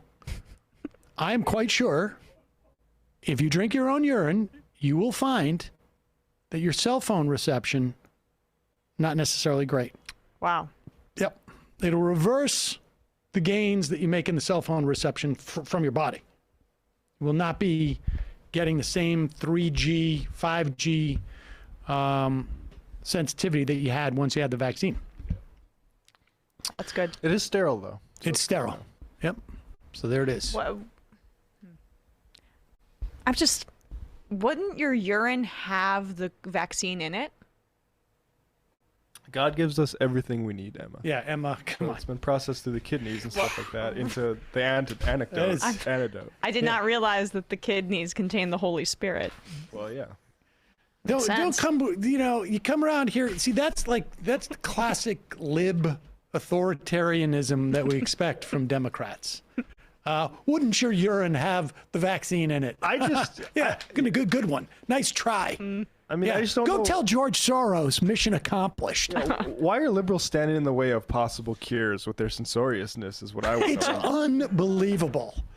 It's just you'll poo-poo everything. Anything that could possibly... what? You'll poo-poo everything. Oh, my God. Look, this is the thing. And I guarantee you we're going to see this, and you can read more about this on my Substack. We're going to see the mainstream, authoritarian voices just poo-poo this entire thing about drinking your own urine. Yeah. Just because, I'm not saying that you should do it. I'm not saying that. I'm saying we should have a conversation about it. Because it has been introduced as a possible cure, and it would be irresponsible not to discuss it. And I won't have people, and this also you should read it on my Substack. I will not have other voices out there trying to keep us from talking about Embrace debate. Because it's supposedly not a medical solution. Yeah, but here's the thing. The drug companies and George Soros know that you can get your own urine for free. Big Pharma. They don't want you to know about it. And if you reject this mockingly, then you're responsible for any sort of, attacks on the First Amendment or free speech in this country. Exactly. Don't freeze out my ability to let this stuff flow, as it were. All right. I don't know what the freeze was, but yeah. I know. I was trying to. Don't flush. You're flushing ivermectin and your own urine down the toilet when we could be saving a whole bunch of people. Here is Peter Doocy of Fox News, just coming off of his own case of COVID. He has returned into the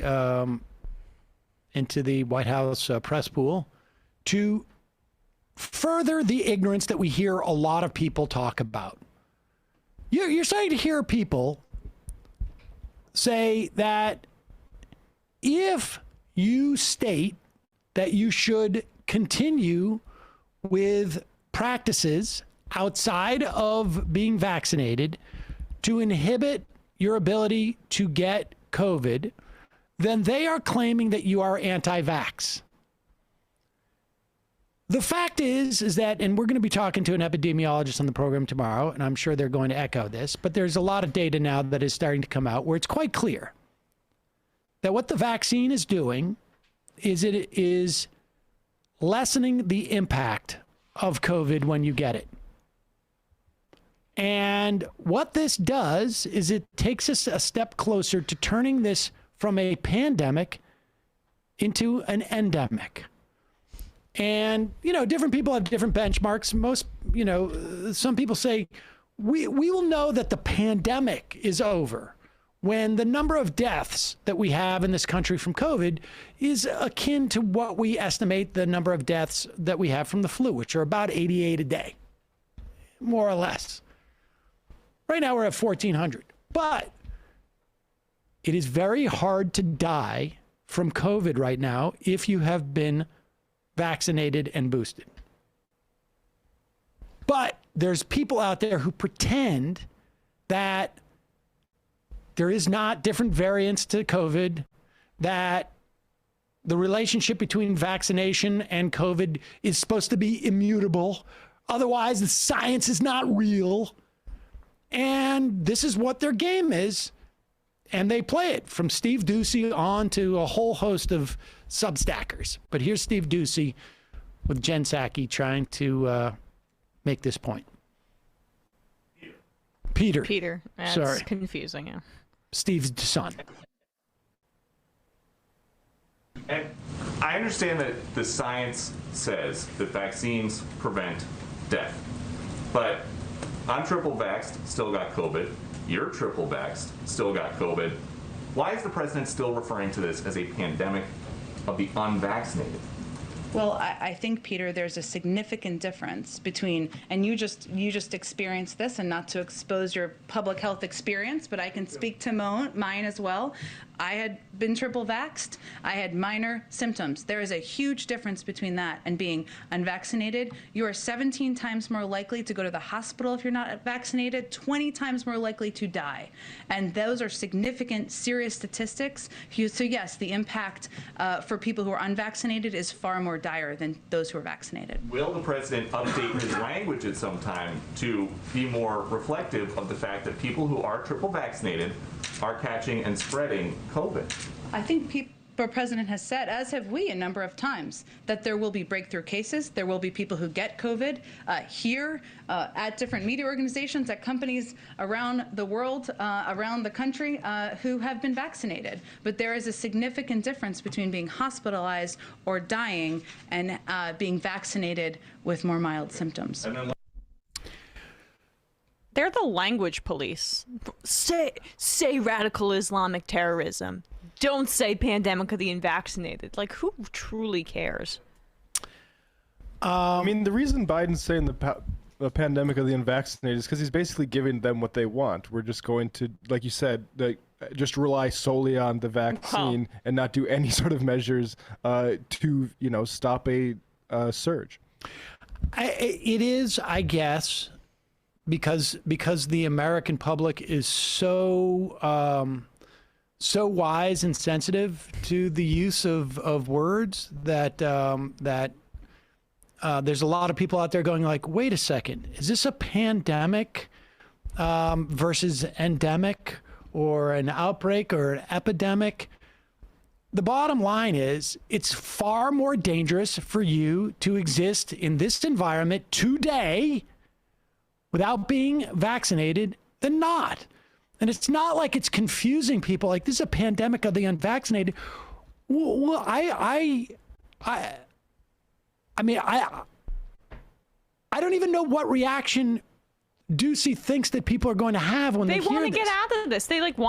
They want to find a way out of the obvious fact pattern and be like, libs, see, I still got it. But like, one, as Psaki pointed out, I mean, there's a difference between getting a paper cut and then getting your throat slit. There's a bit of a difference there. If you get COVID and you're vaccinated, you're gonna much more likely to have mild symptoms than to go to the hospital and die. And also, evidence is suggesting that you are less likely to even get COVID if you are vaccinated. Yes, there are breakthrough infections, but those instances don't disprove the countless other instances of people like myself getting exposed, when I had a close contact and I was boosted and I did not get COVID. I mean, there are a lot of other instances. It's just, they're just trying to poke holes in infallible and obvious logic. Well, especially when the real problem with that we've decided, like when the rubber hits the road, is when hospitals start getting overflowed, and that's why vaccines are so important. Exactly. It really is. It's just unbelievable to me that people can walk through life, like a guy like Doocy can walk through life and go like, I am going to add to the confusion about this. Yeah. And add something to the idea that people should not get vaccinated. Yeah. The level of desperation for those people who are vaccine deniers. And that doesn't mean that they won't take the vaccines themselves. It means that they are profiting. They are profiting in some fashion. Either it's enhancing their careers or making them more money directly, or enhancing their celebrity, or ingratiating them with a section of their audience to somehow, prove this point that there is a chance, maybe it's a 50% chance, maybe it's a 60% chance, maybe it's a 70% chance, maybe it's a 30% chance or a 40% chance that if you have gotten 3 vaccinations, that you can still get COVID. Even though we know overwhelmingly, like we've all said here, that it greatly inhibits your ability to die or get seriously sick or hospitalized from it. They're so addicted. Addicted is the wrong word. They're so incentivized by their own greed to satiate that part of their audience that are vaccine skeptics or want to believe even though they've gotten even vaccinated themselves. It's lucrative too for them to do that. I mean, less so, yes, on Fox News, but all those people we've talked about before, Brett Weinstein and this story came out when I was on vacation, but Alex Jones, how much money?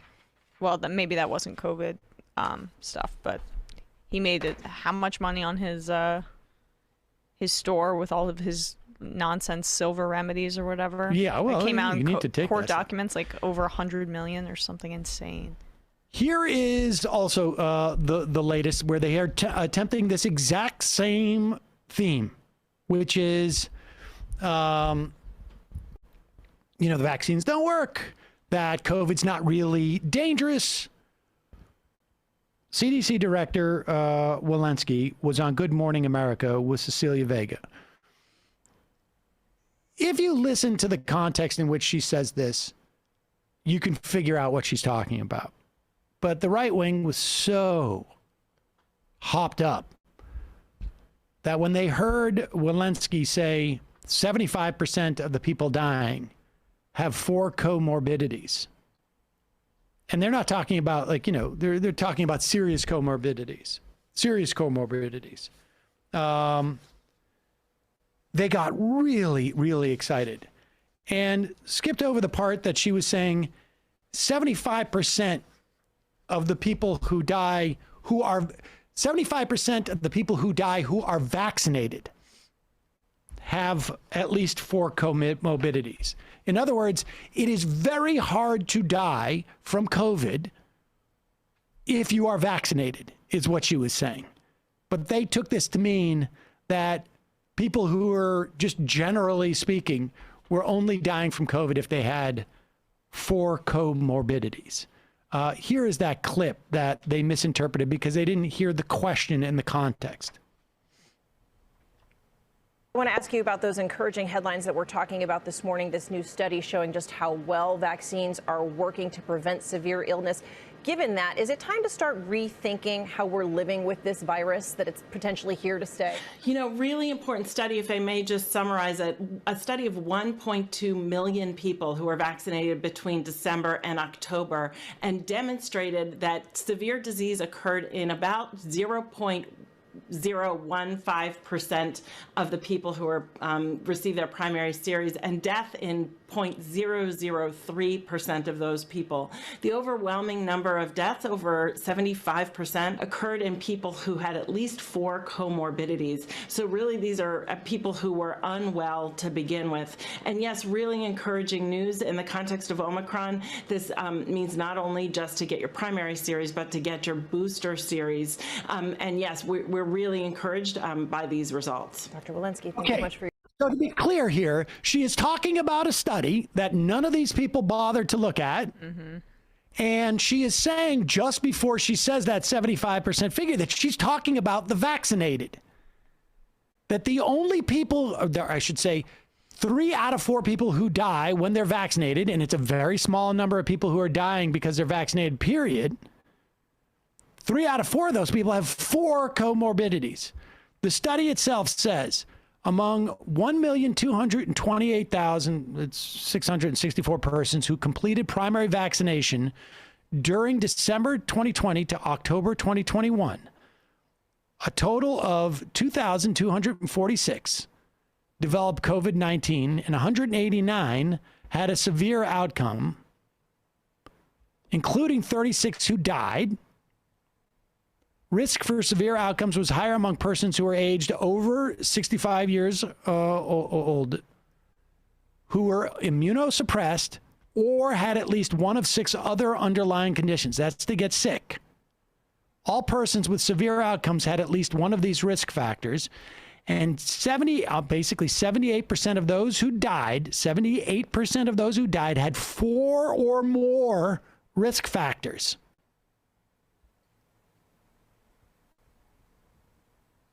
That means immunosuppression, diabetes, chronic kidney, cardiac, or pulmonary, neurologic, or liver disease.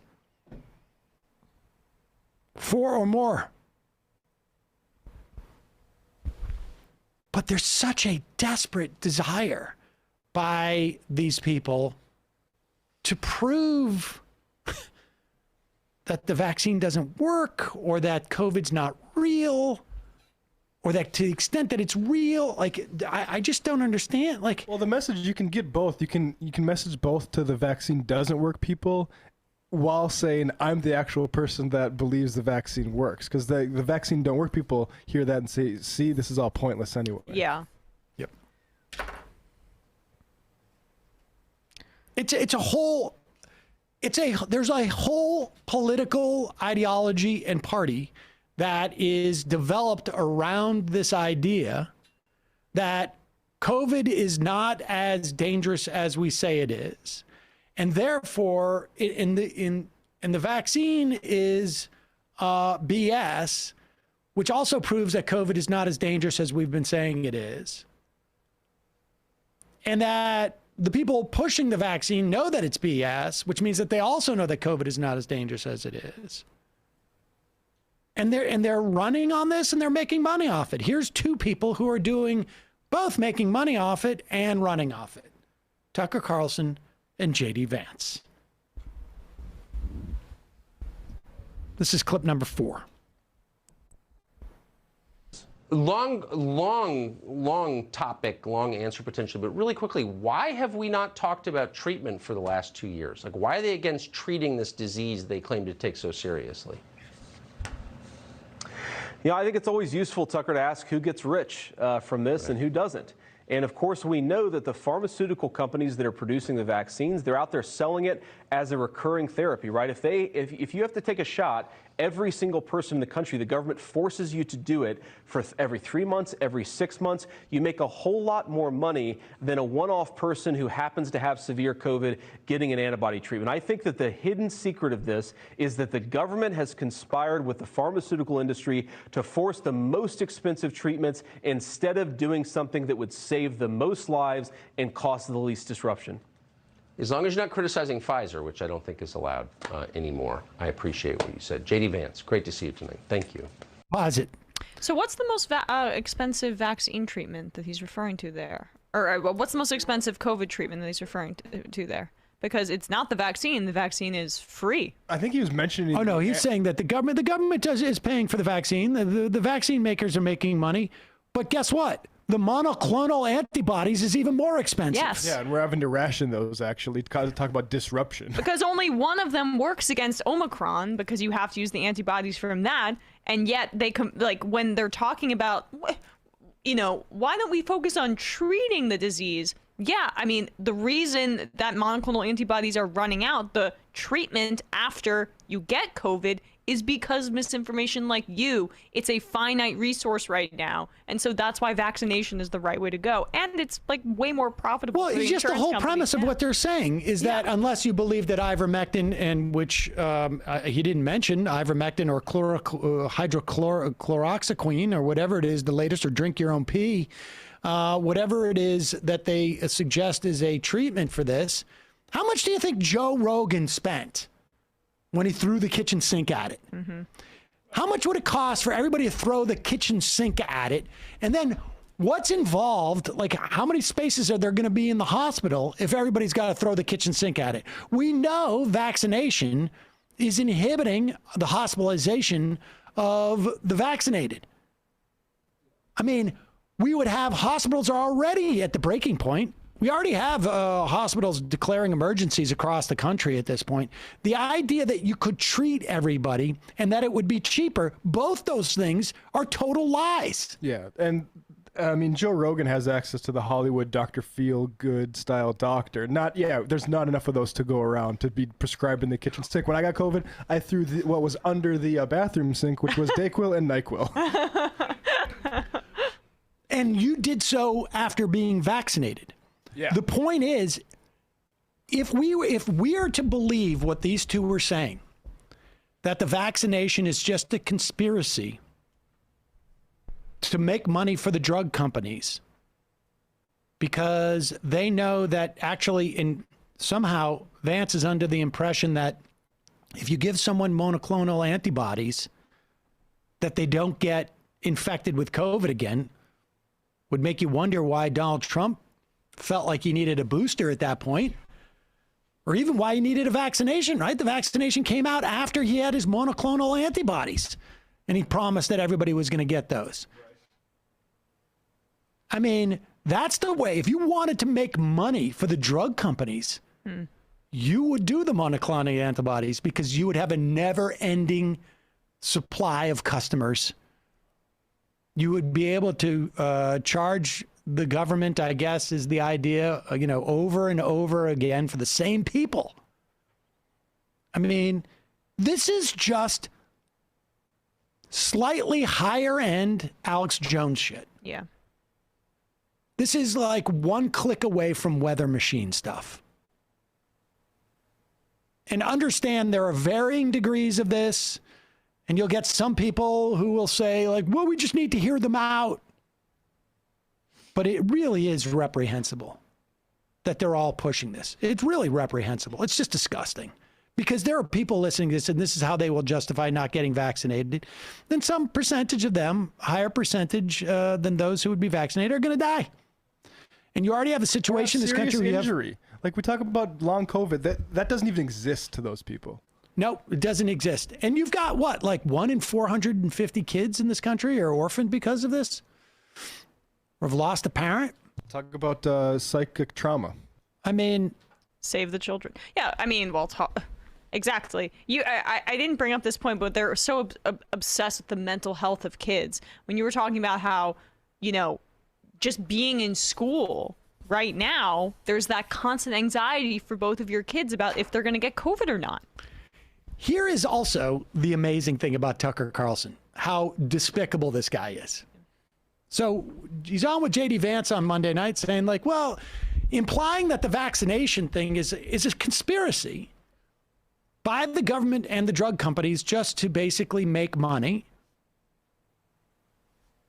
But he also has this to say. This is clip number 5.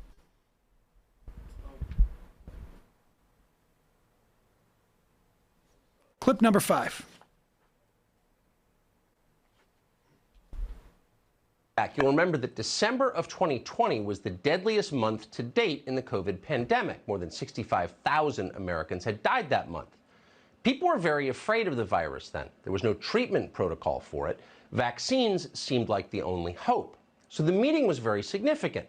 The CDC's chief medical officer, a person called Kathleen Dooling, unveiled her plan to distribute the vaccines nationally.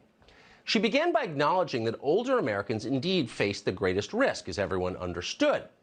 So logically, if you wanted to save as many Americans as possible from dying, you would give preference, the very first shots, to people over 65. That's the obvious policy. It might be the only morally defensible policy. But there was a problem with doing that, she explained. Older Americans were too white. As Dooling put it, quote, racial and ethnic minority groups are underrepresented among adults age 65 and older. And this meant, according to Dooling, they could not be allowed to get the first COVID shots, whether they needed them or not. So instead, Dooling recommended giving priority to a group the government started calling essential workers. Their main qualification was not that they were essential, but they were less white than old people. So that's what the CDC went with. Its panel overwhelmingly approved Kathleen Dooling's recommendation. None of this got a lot of notice at the time, but it was a major change. Never in American history, modern history in any case, has the federal government made it official policy to withhold life-saving medical treatment from Americans on the basis of their skin color.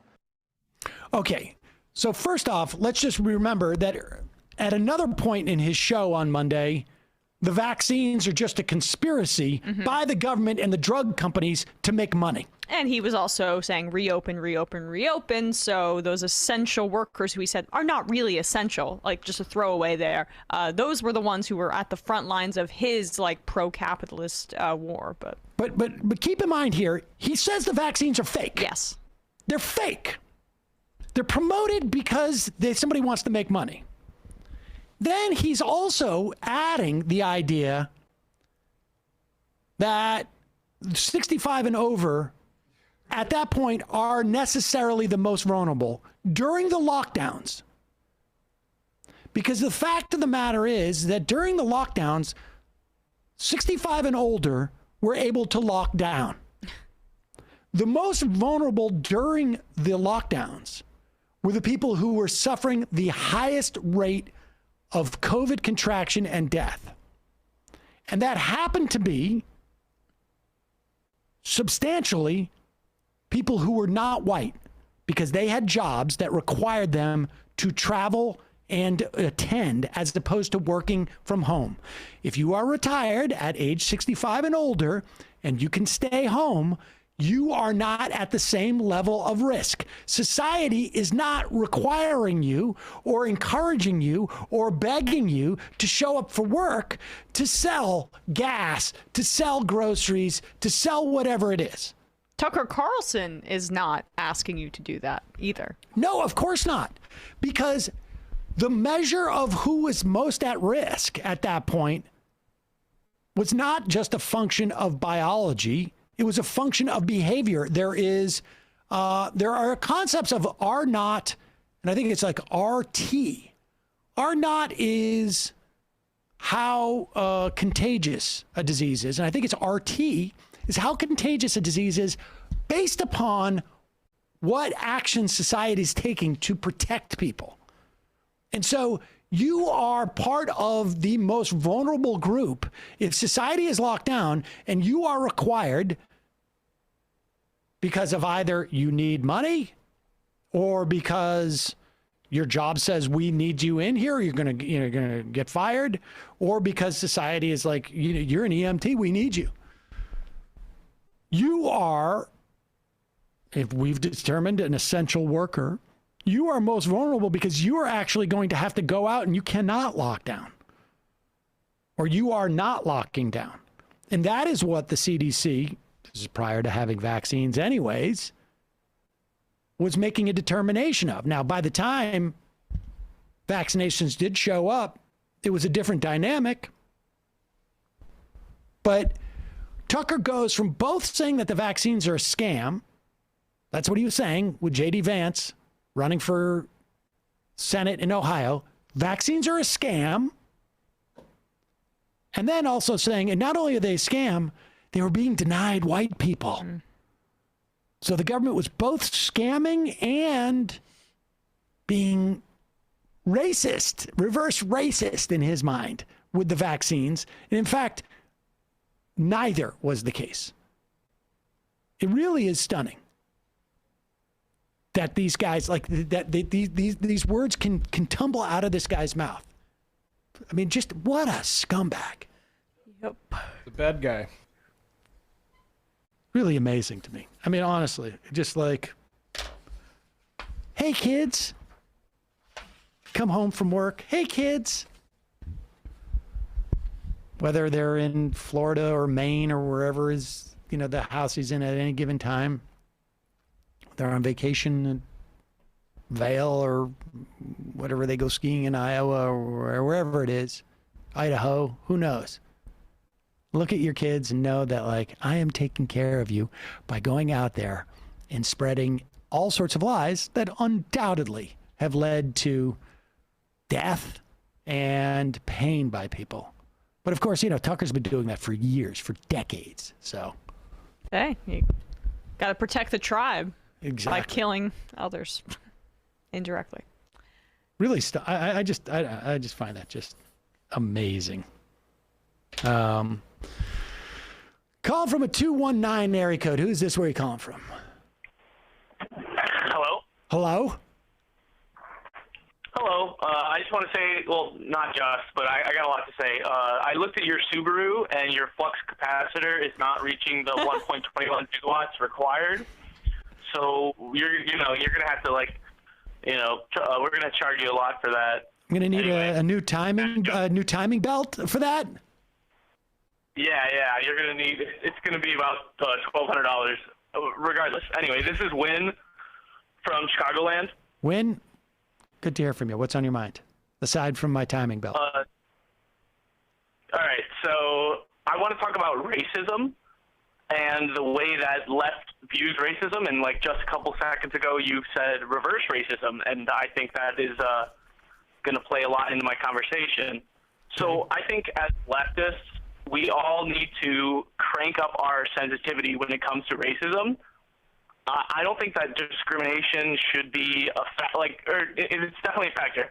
I don't think discrimination needs to occur for racism to exist. I don't think that anyone should have a race. I don't think anyone should claim race at all in their personal identity.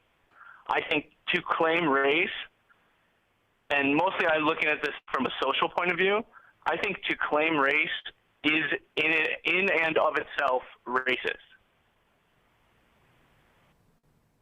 Am I getting you? Is this making sense? I mean, I don't know what, like, I mean, I understand what you're saying. I guess. I mean, there are some examples of people claiming race that's problematic. Yeah, I mean, I agree. Listen, I get the idea if you're saying that race is a social construct. But just because it's and I have a Chris Hansen quote on that. If you want me to read it. But you can read it in a second. But just because something's a social construct does not mean it doesn't have real world implications for people who live within that society. And absolutely. So as leftists, I believe we need to shift the focus away from race and towards racists that impose the race on them. Okay, and what if you are subjected to what the racists are doing? What if you are subjected to racism? What if that racism? It's not your race. No, I understand, but what if that racism has defined your at least part of your identity and your experience in a society? Okay, so you're suggesting that there is no value to someone who has been subjected to that to reappropriate that from that, essentially that destiny, to reappropriate it and redefine it. There's no value in that. It's certainly yes, I believe there's no value in it. The function of co-opting a race and identifying with the race, the function is solely to serve racism. There is the amount that the community that you foster together, that togetherness, that which like we all like. we're getting very philosophizing here. We're Well, definitely but I think the reason why you have to get philosophizing about this and why you have to get very theoretical is that there are actually, like, it would be nice if what you were saying was possible. If we could erase tomorrow. I think it is. Okay, but if let me lay out what you're suggesting before you say that you think it is possible. If we could tomorrow erase hundreds of years of history in this country, and if we could erase the social dynamics as they exist today, that are still highly impacted by both what has happened over the course. Well, they're all highly impacted as to what have happened in the course of our history from 400 years up until 5 minutes ago. So who's essential workers now? Right. I mean, yeah, exactly. I mean, the none of what you're talking about. Well, but none of what you're talking about goes away.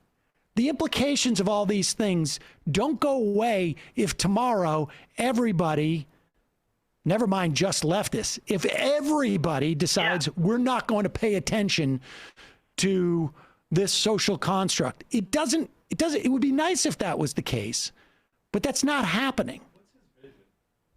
Like, what do you anticipate? So leftists ignore the existence of race. Does that mean that then I ignore, let's say, wealth disparity that was a function of this social construct? Does that mean that I ignore the data that shows that certain people, we have no way of categorizing them now, are dying at higher rates of COVID because of the legacy of hundreds of years or just 20 years or whatever it is? Like, I mean, it would be nice if what you're saying would have this impact, but what happens, it seems to me, if you now decide, and listen, it would be great if we could go back hundreds of years and make that determination at that time that we're not going to acknowledge this construct, and we could get everybody to not acknowledge it. But the fact is that the implications. And we know it's constructed, right? Yeah, well, I'm agreeing with you that it's constructed, but and then it influenced the material inheritance of a civilization for centuries. Right, which are not constructs, which are real, which are material. Exactly. Yes, I recognize these things, and I am fully aware of the struggle. What I think in every single instance we should be saying, and you're specifically talking about the people that got the bad end of the stick of racism, the people that are suffering because of racism. Black and brown people. Yeah. Okay. Yes. Yeah. So okay. So I think every time that we say that, we need to say that because they're not black because of the way that they weren't born onto blackness. We have assigned it to them as a society.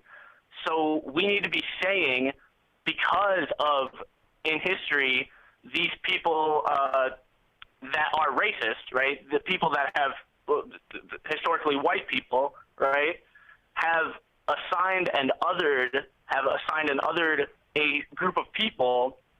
I'm using too many words to say something very simple. We need to shift the focus towards racists and away from race. We need to say these people with material conditions, right? I don't know how you would say it in so many words. Capitalists. In a short amount of time. Your material conditions are shitty, and it's because of racism, right? And many other things, but it's bad. I mean, but here's the problem: is that your problem in even articulating this idea shows you what is problematic about your solution, because we are just not there as a society where we can ignore this social construct with the hopes that all of the material implications of it will go away at the moment that we decide to ignore the social construct. I have a problem with the sentence being black people are poor, because very simple-minded people say, oh, well, it's because they're black. And not because, so we're not talking about the black people, we're talking about the racists that made them black. I would say, so let me just modify what you're saying a little bit. I don't think you can focus on racists without focusing on racism. I think you need to focus on the labor coercers who instituted racism, right? So like York, the slave of Lewis and Clark, who was brought up the Missouri River. He wasn't brought up there so they could be racist to him. He was brought up there so he could do all the hard work and stuff, right? And that's like, I think if that's what you're saying, I do think that should be foregrounded a little bit more, because I think you can emphasize the social construct of race in a way that obscures that they weren't doing this just because they were racist. They're doing this because they had work to get done, and race is a very... That's the problem. That is the problem. It is the problem, but until you get the material dynamics to change, you're putting the cart before the horse. Well, maybe I'm just an ideological... I only have my words. I'm kind of poor myself, and this is all I got, Sam. Like, I can't go out and give money out to all these people. I can't solve that other problem. Well, you can't solve that, but I'm suggesting that just having people try and pretend that society is not treating them in a different way because they're black, or that their destiny is not in some way shaped by the fact that they're black in this country is not enough. And it's not the sequencing is wrong. I think that everyone would agree, everyone, like anti-racist or, however you want to articulate this ilk would agree that at one point we don't want a society that is drawn upon, so-called racial lines. But we are so far. That recognize race. Yes, but we are so far from the structures of our society allowing for that, that really the only benefit to that, I mean, it really is like, it's like, I don't know, it's like the racist saying, like, I'm colorblind. Yeah. I mean, that's basically like what I understand. Right, but you can easily open up the door to fascist dog whistles and all types of things. But I think this is the thing. I'm sorry, I didn't get you that last part. You open the door to fascist dog whistles. It can open the door to fascist dog whistles. What could? If you say, "Oh, I'm colorblind," and then you just start using some other word to say, the minorities or whatever. Right. But my point is that, like, okay, it's good for you to be colorblind. I mean, it's like me saying, here, I'm going to walk a mile down the road and we're going to run a 3-mile race. And when I get down a mile on the road, I'm going to go, all right, let's start. Don't refer to yourself as the guy who's a mile behind me. And just because, there is, whether you recognize race or not, there is an existing material dynamic that is both ongoing because of the structure of our society and exists. Poor is bad if you need to solve poverty. Not just. How it just took race away from that? Well, I mean, I think we do need to solve poverty, and we do need to solve like all of these structural differences in the context of our society. But I think that you're denying the experience of people if you want to say at this point that we should just not, refer to race. I just think that, like, I think it's just like it is easy to conceive of this when you have not been materially impacted by it. Okay, that I have problems with that, but in the sake of brevity, and I know that you try to make the calls. I really like your show, and I appreciate. I hate when the calls run too long, and it's not a topic I'm interested in. Everything. So to sum things up, the change that I want to make is a social change. It's a rhetoric in our rhetoric as talking people. On Friday, you had a caller call in about they were considering running for some race in Ohio. And he talked about 2 workers that were injured, right? And one was his father, and the other was a man, right? And now I'm being sexist because it's a man. And this is where I live, right, in my head. so he said it was a black man. And I just don't think that it adds. It opens the door for me to impose and other individuals to impose their views on what blackness is, because everyone has their own perception. And I don't think that it adds value to the function, the only function that calling someone black or white or Asian or any other race, Kurdish or I don't know, that's Middle Eastern stuff. I don't know anything about that. Let me ask you this. The only function is to serve racism. The only function is you acknowledge how society views that person, and you live in reality, basically. You're acknowledging a dynamic that exists. It's real. It's real. You're re-upping. No, it's not. What is your experience? If you're listen to me, hold on 1 second. You're a Protestant during the Holocaust in Germany. Is your experience different than if you're a Jew? Absolutely. Yes. Now, but I don't believe in seeing religion, and I think that's not. I think that is. I think that's obscuring something. But no, of course not. Your fact is that if you are black, well, but the fact of the matter is today, your experience in America, if you are black, is different than if you're white. And I agree with you. Because of racist, not because of your skin color, because people are being racist. Well, okay, but that's the same thing with the Holocaust too, isn't it? Your experience of being a Jew in the Holocaust is because of the Nazis who wanted to kill you. Nazis. Let's talk about Nazis. But dude, that's like saying it's not actually, and I would argue too that is also too limited. It's not just about racists, because it's about racists who are dead. That your experience is different in this country. It is about structures and institutions. History is racist. It's institutions. I mean, but you're denying, like, I don't know, human experience. Like, I mean, if you're outside, it's fine to say like, oh, okay, I'm outside and you're inside. Well, are our experiences the same? No, but that's just because it's raining outside. Well, okay, but I'm soaking wet now. And you're dry. And I shouldn't say that I'm wet? Well, it's just because of the rain. Well, yes, but I'm out in the rain. Okay, so they're outside, and as a function of being outside, they have become wet, right? But in our society, black people are wet. So you're outside, I'm inside.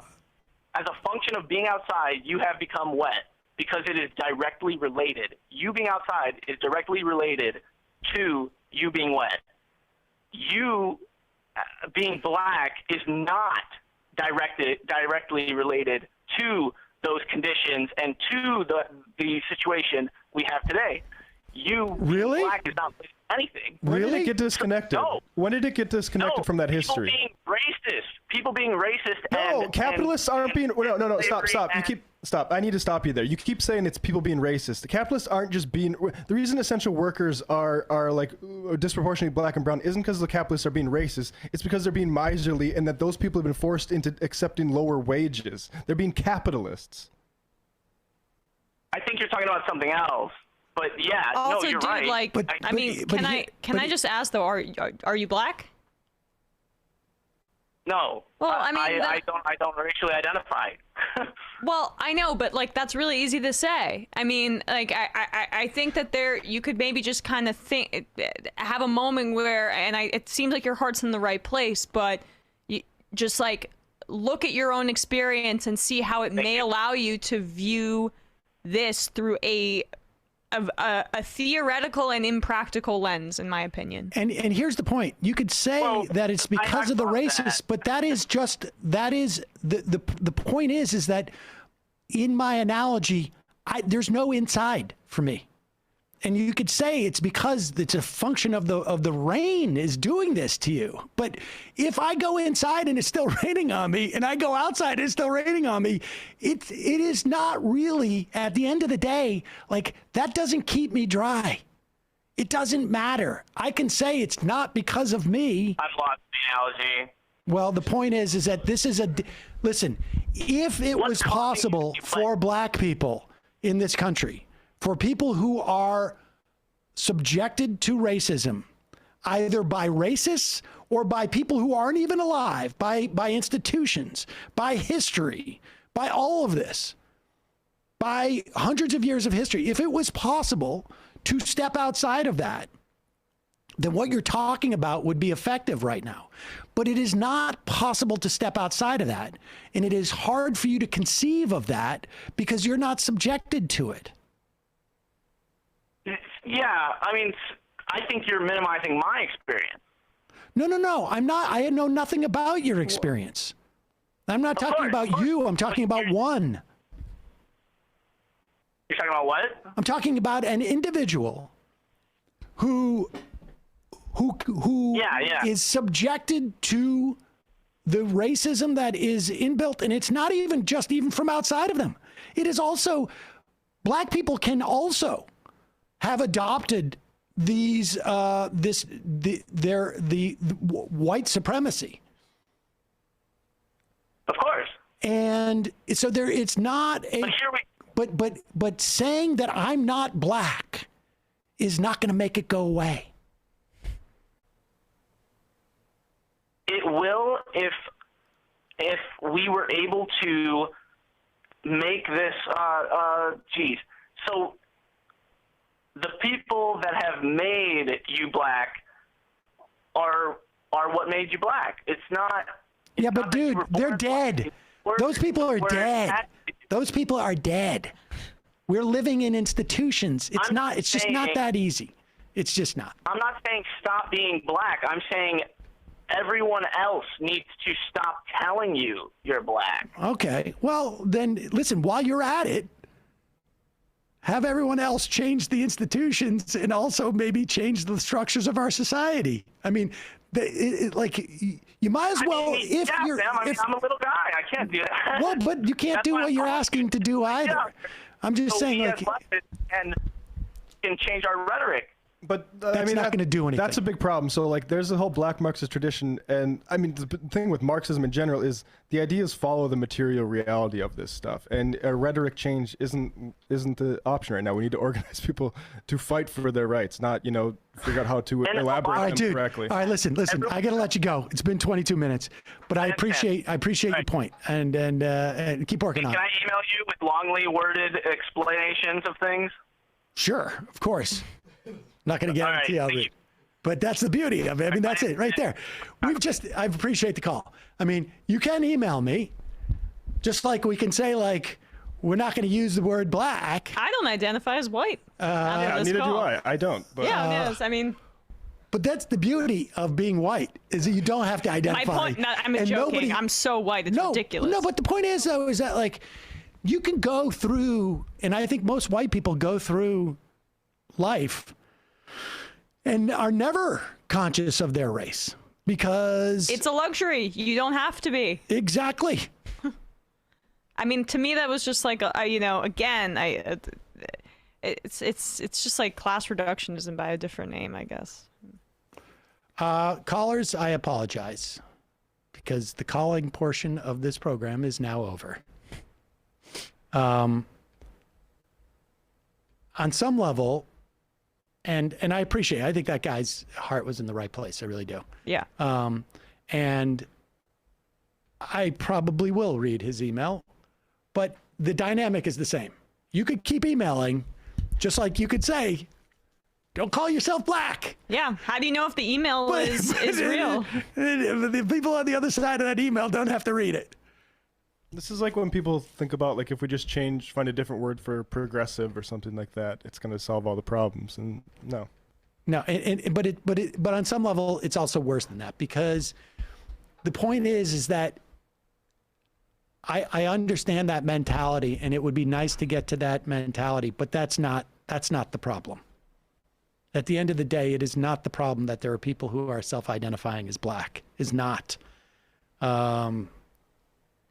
It is, and it's not even that people are, that there are individual racists up there that are saying I don't like black people. it's also patronizing because, like, you know, the idea that like black people aren't gonna, after society has told them they're black, take ownership of that and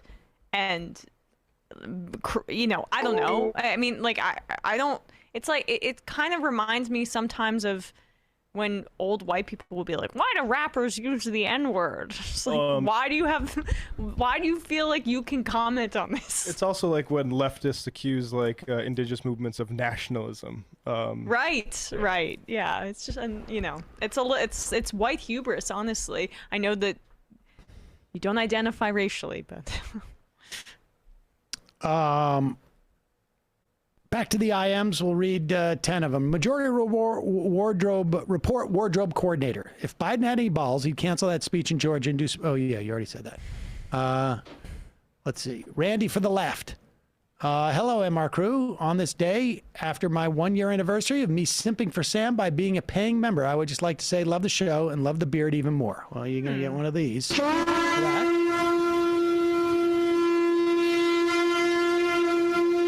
Really cool. P.S. Binder Dad and I mourn the Minneapolis airport quote in the MR intro by former Senator Larry Craig's wide stance. Kirby242. Hey guys, I realized my methane fact wasn't so fun, so I got some positive news. The Intermountain Power Project in Utah is a coal plant being modernized to be able to use hydrogen as a fuel source. This is great, as it is a dispatchable carbon-free power source. Unlike most renewables, it will start with natural gas and hydrogen blend in 2025 and be nearly carbon-free in 2045. That's great, but not nearly fast enough, so we need more public funding to national labs working on hydrogen technology alongside other renewables. I don't care if Elon Musk says hydrogen fuel cells are silly. Not sponsored content. You're going to need to buy premium tires the rest of your life to maintain the clutch. Republicans on Fox News like Palin are quick to deflect everything by projecting their own sins onto opponents. Let's see. Barry Muncracker, blinker fluid, Sam. Blinker fluid. People really enjoying the car analogy. Martin Orlando. Hello, Sam. Longtime listener, first-time caller. I have always wondered what you think regarding content creators on the right, Crowder, Michael Knowles, etc. How to tell the grifters from the true believers. Does the distinction change how you debate these individuals in public forums? No, I don't think it really matters, to be honest with you. It really doesn't. I mean, it's interesting sometimes to speculate about these things. I don't even know if the individuals themselves have done enough work to know if they're true believers or not. Yeah, I think I don't think that's as really that relevant. I mean, I think there are people who are, I think there are people who are clearly chasing clicks. But once you get full on into that right-wing ecosphere, I think it's like it really doesn't matter. It's too melded on some level. Gigi Palin, the Bronx landlord, took a page right out of your own Brooks notes. Yeah, no kidding. Oy. Clown Shoe Mike. I also have the cure for COVID and the experimental 5G vaccine. It's MILFs. MILFs cure it. All the MILFs. Also furry stuff. Just furry MILF stuff. Just my Pornhub search history. That's the cure. It's because I made the joke about he clearly likes peace stuff. That's his COVID cure. I see what you're saying. Pretty good. Bull Prague. If Dems don't stop pounding us with sex, I'm going to throw my feet in the air and explode. Wait, what? I don't want to think about it. Meeting. Sup, guys? Weird time for me as my mom and dad and myself are COVID positive at the same time. I still don't get people how breaking quarantine to socialize. The family friend I know is also positive. Took his son for a haircut. In the UK, COVID is out of control, but at least we have the NHS and sick pay for work. Ugh. Hang in there. Sebastian Lemba. Your race caller is citing materialism and material conditions while advocating for idealism by wishing away race and racism. The conversation is pointless because if all the left agreed to stop acknowledging race, race still exists. Yes. Agreed. That's a more precise way of what I was trying to say. Kid tested Politburo. Newt Gingrich failed to learn from Palin. Would have had so much more success in 2012 if he had embraced his sexy side, flaunted how many wives he had divorced while they dealt with cancer. If we're going to live through a caller like this, we deserve a Sam Tries to Game segment. Do have a gaming PC in here if you ever want me to install something on it. Sam, commit to the soy boy professor look and get a pipe and a new boy cap. Uncle Mike just Googled dorm room conversation, and somehow this call was already the top hit. Oh, it's like I know. I'm sorry, I couldn't. Somebody the other day said to me, who's my age, I'm a fiscal conservative and a social liberal, and I was like, are you 18? Can we get them on the show? Actually, he's fucking older. He's 30. Can we get him on the show? All right. Three more. I would love that, honestly.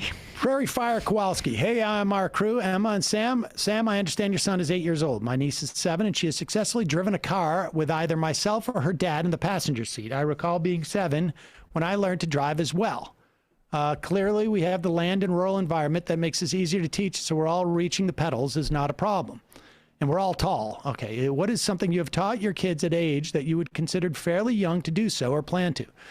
Archery. My kids are pretty good at archery right now, and arguing and sarcasm. My kids learn sarcasm at a very, very, very young age. I also saw you said you showed me he's good at skateboarding.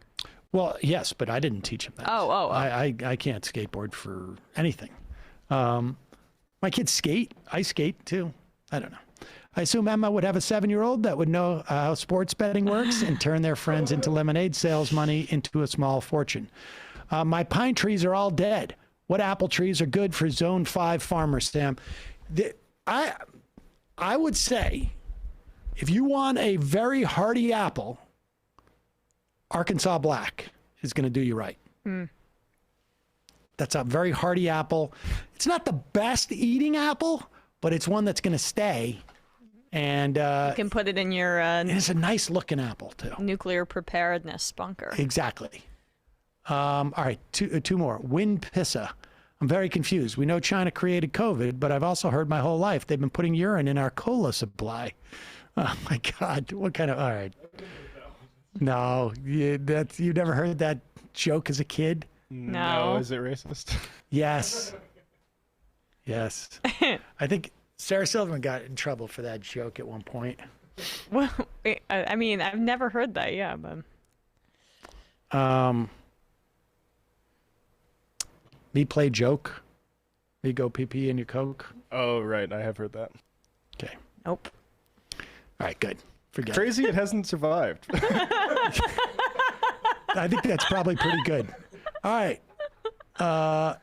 The final I am of the day...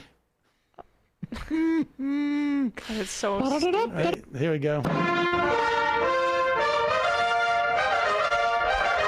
It's from the Chris Lepaco. Piss is not sterile, but it is delicious. Thank you very much for that. Matt, Bradley, Emma, good job today. See you tomorrow. It might take all the strength I got to get to where I want, but I know somehow I'm gonna get there. I wasn't looking when I just got caught between the truth and the light bulb, but finding out won't make me feel any better. Yeah, I know the clock is ticking, but the meds are gonna kick in.